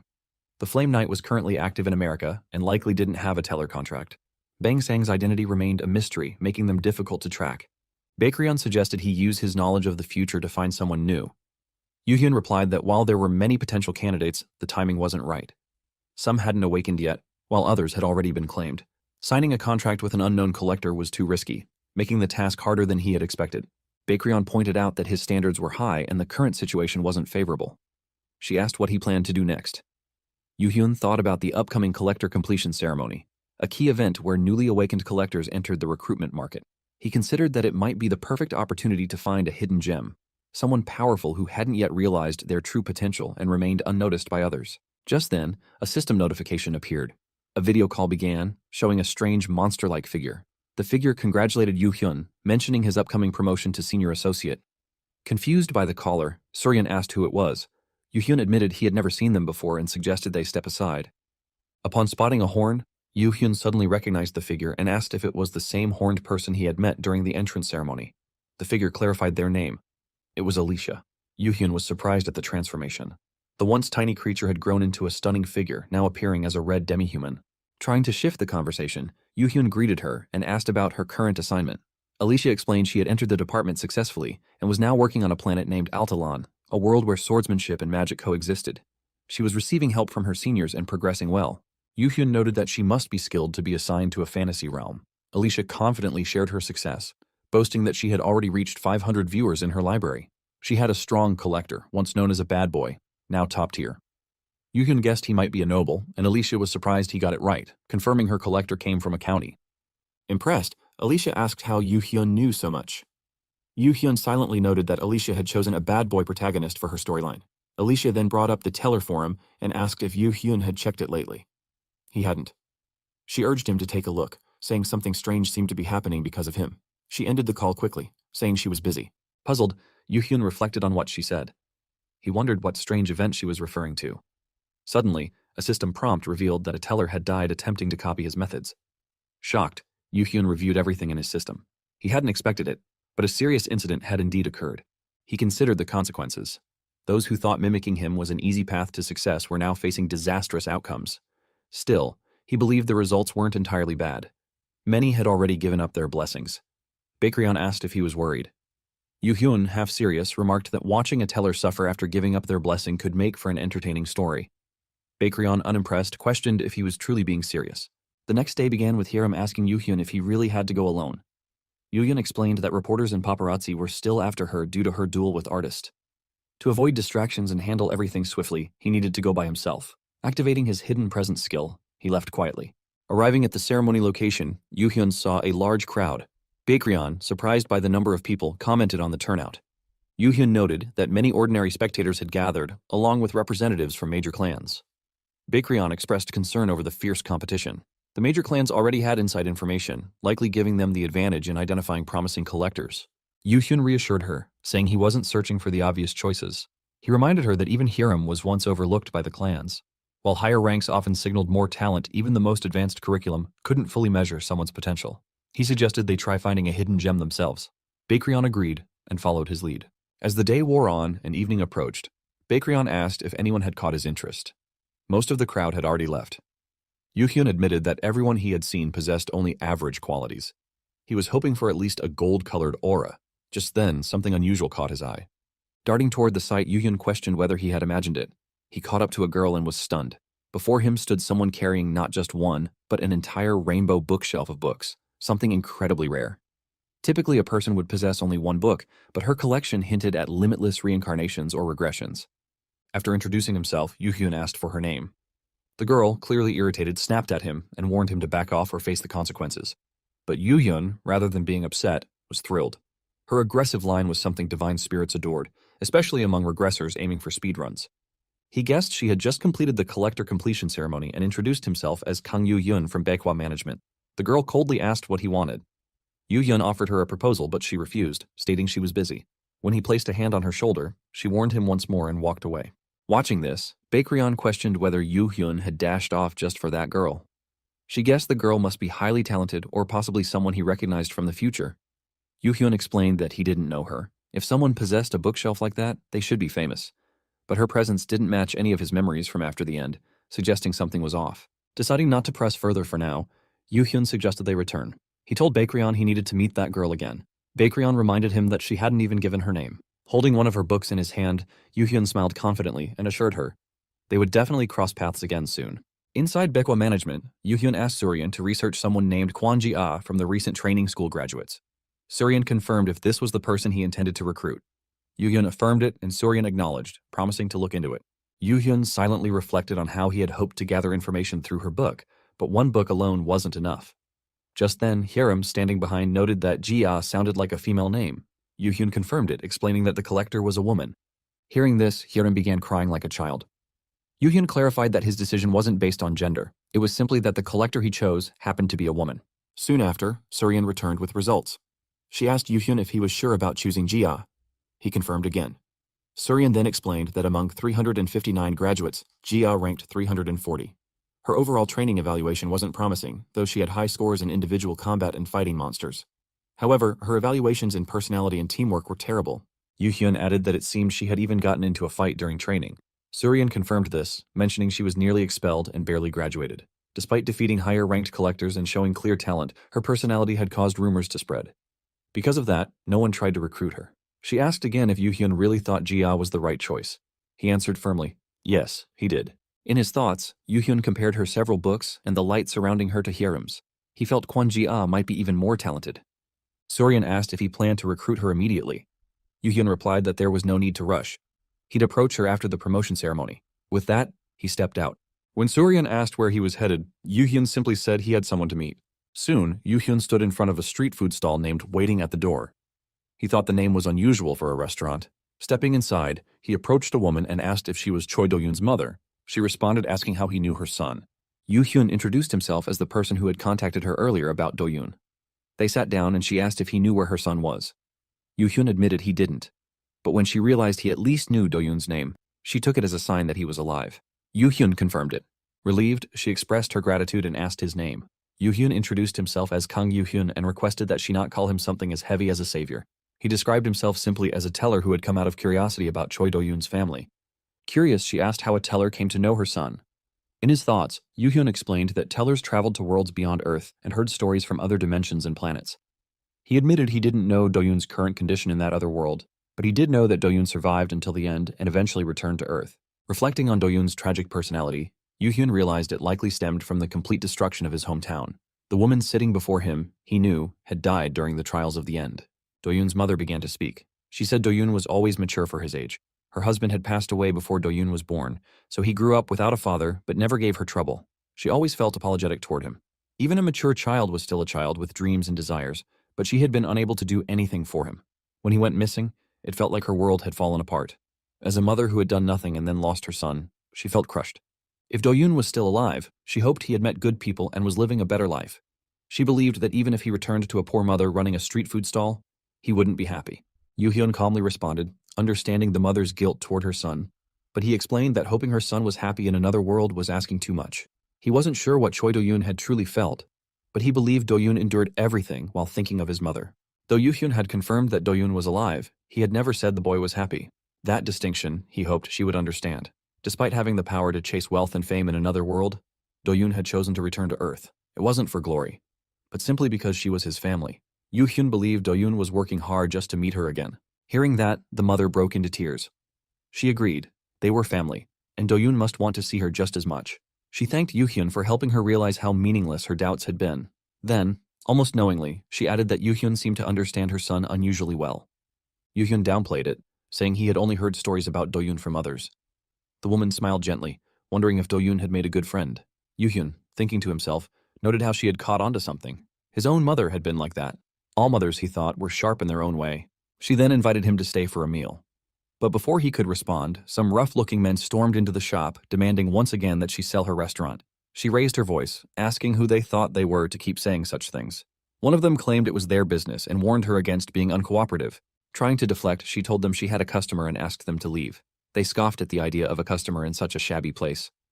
One of them turned to Yu Hyun, threatening him to leave if he didn't want trouble. Yu Hyun, unfazed, quietly admitted to himself that helping out here felt like a favor to someone he wasn't fond of. But he couldn't ignore her expression. He decided to step in. As one of the men prepared to punch him, the entire group suddenly found themselves crashing out of the shop and onto the street in a heap. Yu Hyun approached slowly. Startled, one of them yelled at him, reminding him that a collector wasn't allowed to touch civilians. Yu Hyun responded coldly, pointing out that he wasn't a collector. Dragging the group along, he remarked on how all of them parroted the same scripted lines, questioning if they had received the same macro instruction. In a nearby alley, he demanded they reveal the location of their office. One of them stammered, asking why he wanted to know, wondering if he regretted what he'd done. Yu Hyun clarified that he had no intention of apologizing. He just wanted to destroy the problem from its roots along with the rest of them. He glanced into the man's mind or memories and confirmed their office was at 72 Seolhwa Road. The thug asked who had sent him and what he planned to do. Yu Hyun explained plainly. He had no big plan. He'd go to their office, cause a scene, and tell everyone he found it easily thanks to them. Panicking, the man asked who would believe him. Yu Hyun reminded him that someone with experience like his should already know how this industry treated traitors. The man shouted in frustration, calling Yu Hyun crazy. Yu Hyun smirked, admitting he liked that word. As he walked away, Yu Hyun thought about the convenience of having the engraver title. With a soundproofing layer engraved here, not a single sound would leak out. That ability, gifted when he woke Baekryun, was proving quite useful. He returned to the shop, where Do-yoon's mother asked if he was all right. Yoo-hyun reassured her that he had handled them. As a teller, dealing with such people was simple. He added that they probably wouldn't return, so she didn't need to worry. Silently, he used his engrave ability on the shop. As he turned to leave, she thanked him again for everything. Yoo-hyun quietly took his leave, thinking to himself that it was now time to take care of his other work. Later, Yoon-hyun stormed into the enemy's office and beat the crap out of them. One of the men, furious, turned to Yoon-hyun and demanded how he had discovered their location. Calmly, Yoon-hyun revealed that their own subordinate outside had carelessly given it away. Enraged, the man lunged forward with a bat, attempting to strike Yoon-hyun. But Yoon-hyun evaded the attack with ease, leaping aside as the weapon crashed into the floor. A smirk appeared on Yoon-hyun's face as he identified his opponent. A collector. He quickly realized that if these people had the means to hire collectors, they were clearly backed by someone powerful. Recognizing the opportunity, Yoon-hyun declared that he had unexpectedly baited a big fish. The statement unsettled the others, and one of them barked at his comrades to kill him. Yoon-hyun responded with a fierce kick to the man's face. Another attacker rushed in with a knife, but Yoon-hyun calmly caught the blade with his fucking bare hands. The man was left dumbfounded, unable to comprehend how Yoon-hyun had managed it. Inwardly, Yoon-hyun mocked the man's expression, wondering if he had never seen a knight before. It has revealed why he can do this is because of his title Combat Knight. It enhances physical and defensive abilities. Yoon-hyun then gives the man a straight love from his fist, sending the man sprawling, stunning the rest. Standing firm, Yoon-hyun challenged all of them to come at him together. What followed was a brutal onslaught. Yoon-hyun tore through the group one by one, leaving each man injured and groaning on the floor. One of them was even slammed headfirst into the wall. Amid the chaos, a terrified man clutching a box of money. He asked who Yoon-hyun was and warned him about the consequences of a collector attacking civilians. But Yoon-hyun dismissed the warning. He reminded the man that people like them had no right to talk about consequences. Legally, they couldn't touch him. The man, growing more fearful, tried to speak but hesitated. Thoughts raced through his mind as he tried to make sense of the situation. He had heard of a powerful underground collector, a murderer disguised as one of their own. He couldn't tell who had sent Yoon-hyun, but he was sure the man had come for something important. Desperate, the man dropped to his knees and begged for his life, offering all the resources in exchange for mercy. Yoon-hyun found the misunderstanding amusing but decided to take advantage of it. He agreed, and the man immediately handed over the box. Looking through its contents, Yoon-hyun recognized the materials. As he expected, a criminal organization had been colluding with a clan. The documents revealed the involvement of the Hanwol clan, the very clan that had expelled Suryan. The other name shocked him even more, the Twilight Curtain clan. The mention of the Twilight Curtain caused him to pause. They typically worked with the Pentagram Department. If they were involved, it meant the Pentagram Department might be tangled in this web too. But what puzzled Yoon-hyun was why a clan like the Twilight Curtain would be involved in real estate. He recalled that collector-related businesses in this region were suspicious. The answer dawned on him. It could be a mind realm. A hidden realm, concealed even from the government. If a clan was deliberately keeping its location secret to monopolize it, things were far more serious than he thought. Turning to the man again, Yoon-hyun ordered him to open the safe as well. The man refused, clutching it tightly. His strong denial confirmed Yoon-hyun's suspicion. Something vital was inside. Realizing the man wouldn't budge, Yoon-hyun used the system window to make the safe disappear. The man looked on in horror, panicking at the sudden disappearance. Yoon-hyun pointed out how ironic it was. Every subordinate was beaten and bloodied, so it wouldn't be fair to let him off untouched. The man stared in confusion, trying to grasp his meaning. But before he could speak further, Yoon-hyun landed a heavy punch on his face. With the safe in hand, Yoon-hyun moved into the observer's room. Examining it, he noted that the safe had been carefully designed to resist all attempts to open it. It made sense. They had likely avoided digital systems to prevent hacking. Still, Yoon-hyun wasn't concerned. Using his engraver ability, he easily unlocked it. Inside, he found critical documents. What he uncovered was far more significant than he had imagined. He wondered how best to utilize such precious information. Elsewhere, the three men who had initially leaked the location now knelt before their furious boss, pleading for mercy. They insisted they had done nothing wrong, but their boss roared in rage, blaming them entirely. If they hadn't talked, that lunatic never would have found their office. As tension filled the room, the superintendent of the office arrived. The boss quickly shifted his tone, rising to greet the superintendent with a respectful welcome. The superintendent, a man of fearsome authority, stared coldly at his subordinates. He had already heard the news. Their secret operation had been compromised. Major information had been leaked, all because of one person. His voice was calm, but the weight behind it was deadly. One of the men, trembling, stammered a reply. It wasn't how it looked. Yes, the safe had been taken, but the intruder wouldn't be able to open it. They all knew what kind of safe it was. If someone tried to force it, the consequences would be severe. Without a word, the superintendent stepped forward and glanced at the three men standing nearby. His eyes scanned them, and he asked if these were the ones responsible for the failure. Their superior confirmed it without hesitation. The superintendent nodded slightly, then moved in an instant. With a swift, ruthless strike of his ability, he slit the throats of all three men in a single second. Blood splattered in every direction, painting the floor in crimson. Turning back, he said he would spare the others, just for today. They had been efficient until now, and that granted them a moment of mercy. The superior, stunned and grateful, thanked him profusely. But the superintendent wasn't finished. He asked whether only one person had infiltrated their operation. He needed to know what that person looked like. The superior tried to recall, confident at first, but suddenly confusion clouded his face. He couldn't remember. They had definitely spoken to him, yet the man's appearance escaped him completely. It became clear. The intruder had blocked recognition. The superintendent's expression tightened. If someone possessed that level of skill, he wasn't just some petty thief. He was a professional, and if someone of that caliber had taken the safe, he would certainly open it one way or another and learn what was inside. The superintendent gave the order to shut down every office in the neighborhood. No one was to speak of what happened today. If anyone dared to leak anything, they would face the wrath of his organization again. The subordinate, pale and shaking, confirmed the order immediately. Silently, the superintendent turned away. Inwardly, he seethed. Someone had dared to touch the twilight curtain without fear. For that, they would pay, no matter the cost. Elsewhere, Bakrion's eyes sparkled with excitement as she saw Celestial Body Inc. for the first time. She had heard about them countless times, but this was the first she had seen them in person. Her attention quickly shifted to the figures in armor nearby. She wondered who they were. Were they tellers, like Yoonhyun? Yoonhyun shook his head. Those armored figures were Guardian Office tellers, a very different kind. They were granted powerful Guardian armor, which gave them incredible strength to fight enemies. Bakrion was surprised. It sounded like a power suit. Yoonhyun explained further. The rank of a teller determined the strength of armor they received. At the level of department head, even a first-generation divine spirit couldn't ignore their power. However, this kind of equipment was limited in number. Just then, Yoonhyun froze. A chilling sensation crept over him. A gaze, sharp and oppressive, seemed to pierce right through him. He tensed slightly, uneased. Bakrion noticed and called out, reminding him they were going to be late for the promotion ceremony. Yoonhyun responded distractedly, still disturbed by what he had felt. Something was off. Was that gaze real, or was he imagining it? Far away, a strange old man watched from the shadows. He had sensed the boy, Kang Yoonhyun. It had been a long time since someone interesting had appeared. Those eyes that looked toward this place, the flames of desire that flickered in them. He smiled, intrigued. Just how much could this boy show them? The world was twisted and chaotic. But maybe, just maybe, this young teller could light it up with a story worth remembering. Yoonhyun glanced to the side, a shiver suddenly running down his spine. He muttered to himself, unsettled by the unexpected chill. Bakrion noticed his reaction and asked if he was feeling nervous. But Yoonhyun denied it, explaining that he had earlier sensed someone watching him. Bakrion confirmed it wasn't just a feeling. She too had felt a gaze coming from above, from the same direction where Yoonhyun had looked up before. Surprised, Yoonhyun processed her words. That gaze wasn't his imagination. The upper level was usually reserved for high-ranking individuals. If that was true, then the one watching could only be someone extraordinary. The possibility struck him. Perhaps it was one of the first tellers, maybe even Celestial Body Inc.'s CEO, Junwang Lutpiot. But the idea that Lotpiot would be looking at him was hard to grasp. After all, the first tellers were as powerful as the first-generation divine spirits.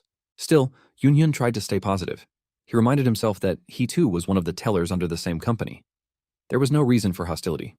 With a calming breath, he decided it was best to ignore it for now. Just then, Bakrion called out to him, urging him to hurry. The promotion ceremony was about to begin.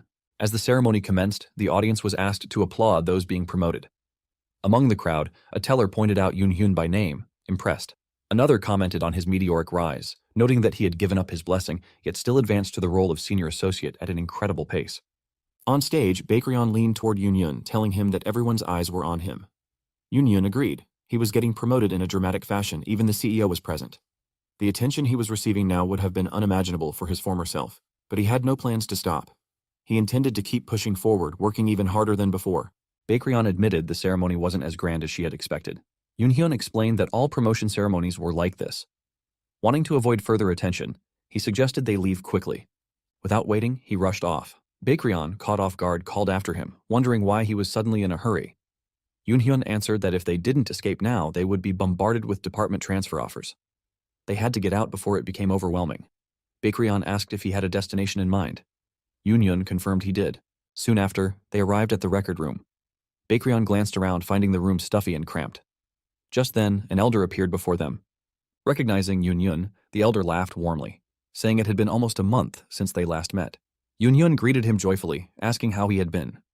The elder replied that he was doing well and had already heard of Yun Yun's promotion. The rumors had spread quickly, so quickly that it would have been strange for him not to know. He then mentioned the promise Yun Yun had made in the past, assuming that must be the reason for his visit. Yun Hyun admitted that continuing to call him elder felt outdated. The elder finally revealed his name, Galiaz. Yun Hyun froze, stunned by the name. Galiaz, the guardian of the Dragon King. Noticing his reaction, Baekryun asked who the elder was. Yun Hyun explained, delving into a tale from the deep history of the mixed world. He spoke of the great divine force, Dragonikar Gi, a convergence of dragon divine spirits across all dragon species. Among them were the top 7, known as the Dragon Kings, beings born strong and only growing stronger with time. They were the most worthy of the title king. However, one among them had been weak from the beginning. Shururiel, the White Dragon King. Unlike the others, Shururiel was born physically and mentally frail. In a dragon society that revered strength, such weakness was viewed as a sin. He was shunned, even by his own kind. Yet, despite this scorn, Shururiel persevered. With the aid of a teller, a being dragons despised for never fighting and only narrating from the sidelines, he rose against all odds. This teller had made Shururiel the main character of his story. What shocked the world was that the main character actually ascended to the position of Dragon King. That impossible feat earned the teller the title Guardian of the Dragon King, and that teller's name was Galiaz. Back in the record room, Galiaz noted Yun Yun's reaction and understood that he must have heard the legend. He downplayed it, saying it was a deed from the distant past, but Yun Yun, still reeling, couldn't believe someone of such stature was working in an obscure place like this. Galiaz explained that it was his choice. Running endlessly without rest led only to madness. Yun Hyun joked about retiring someday and joining him in this quiet life. Galiaz asked if he was serious, but Yun Hyun laughed it off. He hadn't even considered retirement. With a smile, Galiaz admitted it was a foolish question. Yun Hyun was still in the middle of his climb, rushing forward without pause. He admired that drive. Yun Hyun, in turn, encouraged him too, believing even legends like Galiaz still had more to give. Age meant nothing. The true turning point came the moment one decided to act. That very instant when passion ignited within, Galiaz believed it to be the greatest moment of all. As if echoing his words, the system window blinked to life, announcing there were only 10 minutes left until the end of the promotion ceremony. Galiaz, calm and observant, glanced at the young prodigy beside him. He remarked how it seemed the boy had spent a little too long with a retired old man. It was time to return. Yun Yun agreed and respectfully told Elder Galiaz that he would visit again. Galiaz responded with enthusiasm, already looking forward to their next conversation. As the conversation ended, Yun Yun stepped out of the record room quietly.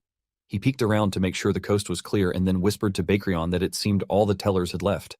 The surroundings had fallen silent. Baekryun acknowledged the rare opportunity. She decided to seize the chance, head to the station, and return to Earth. Just as they began to move, a teller suddenly appeared before Yun Hyun, startled to see him emerging from the records room. Caught off guard, Yun Hyun admitted he had indeed come from there. Inwardly, he cursed his luck. So some tellers were still around, after all. Then, something unexpected caught his eye. A golden book. His gaze shifted. The presence of that book suggested the teller was no ordinary employee. She might even be a department head. The teller stared curiously at him and asked if he was on good terms with the old man. Yun Hyun nodded, explaining he had shared a few conversations with Galiaz. This surprised her. The teller noted his familiarity with Galiaz's name and quickly surmised that he wasn't just an average teller. She then recalled a rumor. Someone who had risen from regular worker to senior associate in just 1 month. Was he that rumored teller, Kang Yun Hyun? Yun Hyun confirmed it. That was indeed him. Impressed, the teller introduced herself as Celestina. She found him fascinating, not only for knowing the old man, but also for something even more daring. She asked whether the rumor was true, that he had given up his blessing and was now fighting with his collector. Yun Hyun admitted it was true. Celestina grinned and struck his forehead repeatedly in encouragement, cheering his passion. She declared that a teller should possess that kind of fire and drive. Too many young tellers repeated the same stories using the same tired methods. It was boring. Meeting someone like him was refreshing. She then surprised him with an offer. Would he like to come to their department? Yun Hyun, confused, asked which department she meant. He was from the storytelling office, after all. Celestina laughed and clarified. She was from the same office too, but more specifically, from the Celestial Being Department. At that, Yun Hyun froze. The Celestial Being Department, a name that carried weight and mystery. It was a unique division within the storytelling office, run by a handful of elites. They didn't casually recruit. Every teller there was among the most gifted in their class. In a place where departmental size often signified power, this department stood apart, small but unparalleled in talent. Yun Hyun hesitated. He had always believed that entry into that department was nearly impossible. He questioned whether it was really okay for her to offer him a spot so casually. But Celestina stood firm.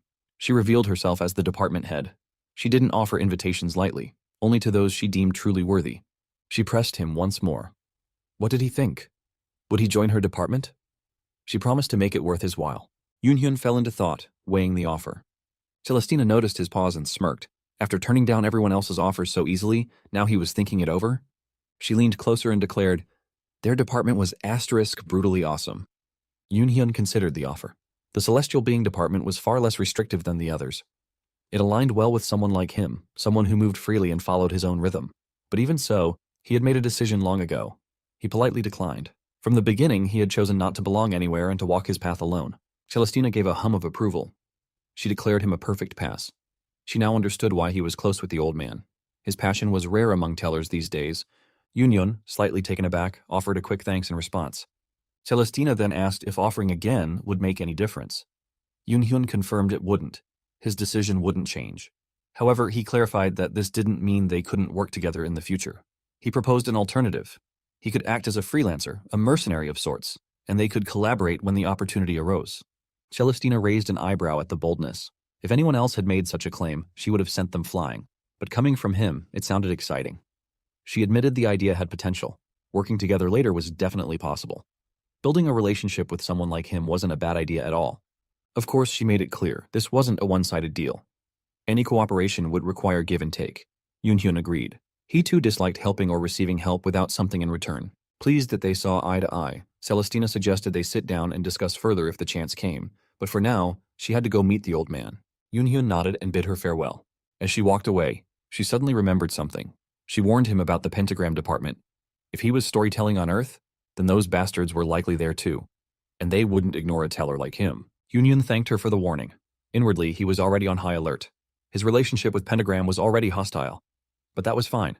He was planning to destroy them himself. With that final thought, the two of them parted ways, each heading down their own path. Well guys, that's the end of the video. Leave a like and subscribe if you don't want me to come to your house and do it for you. See you again next time.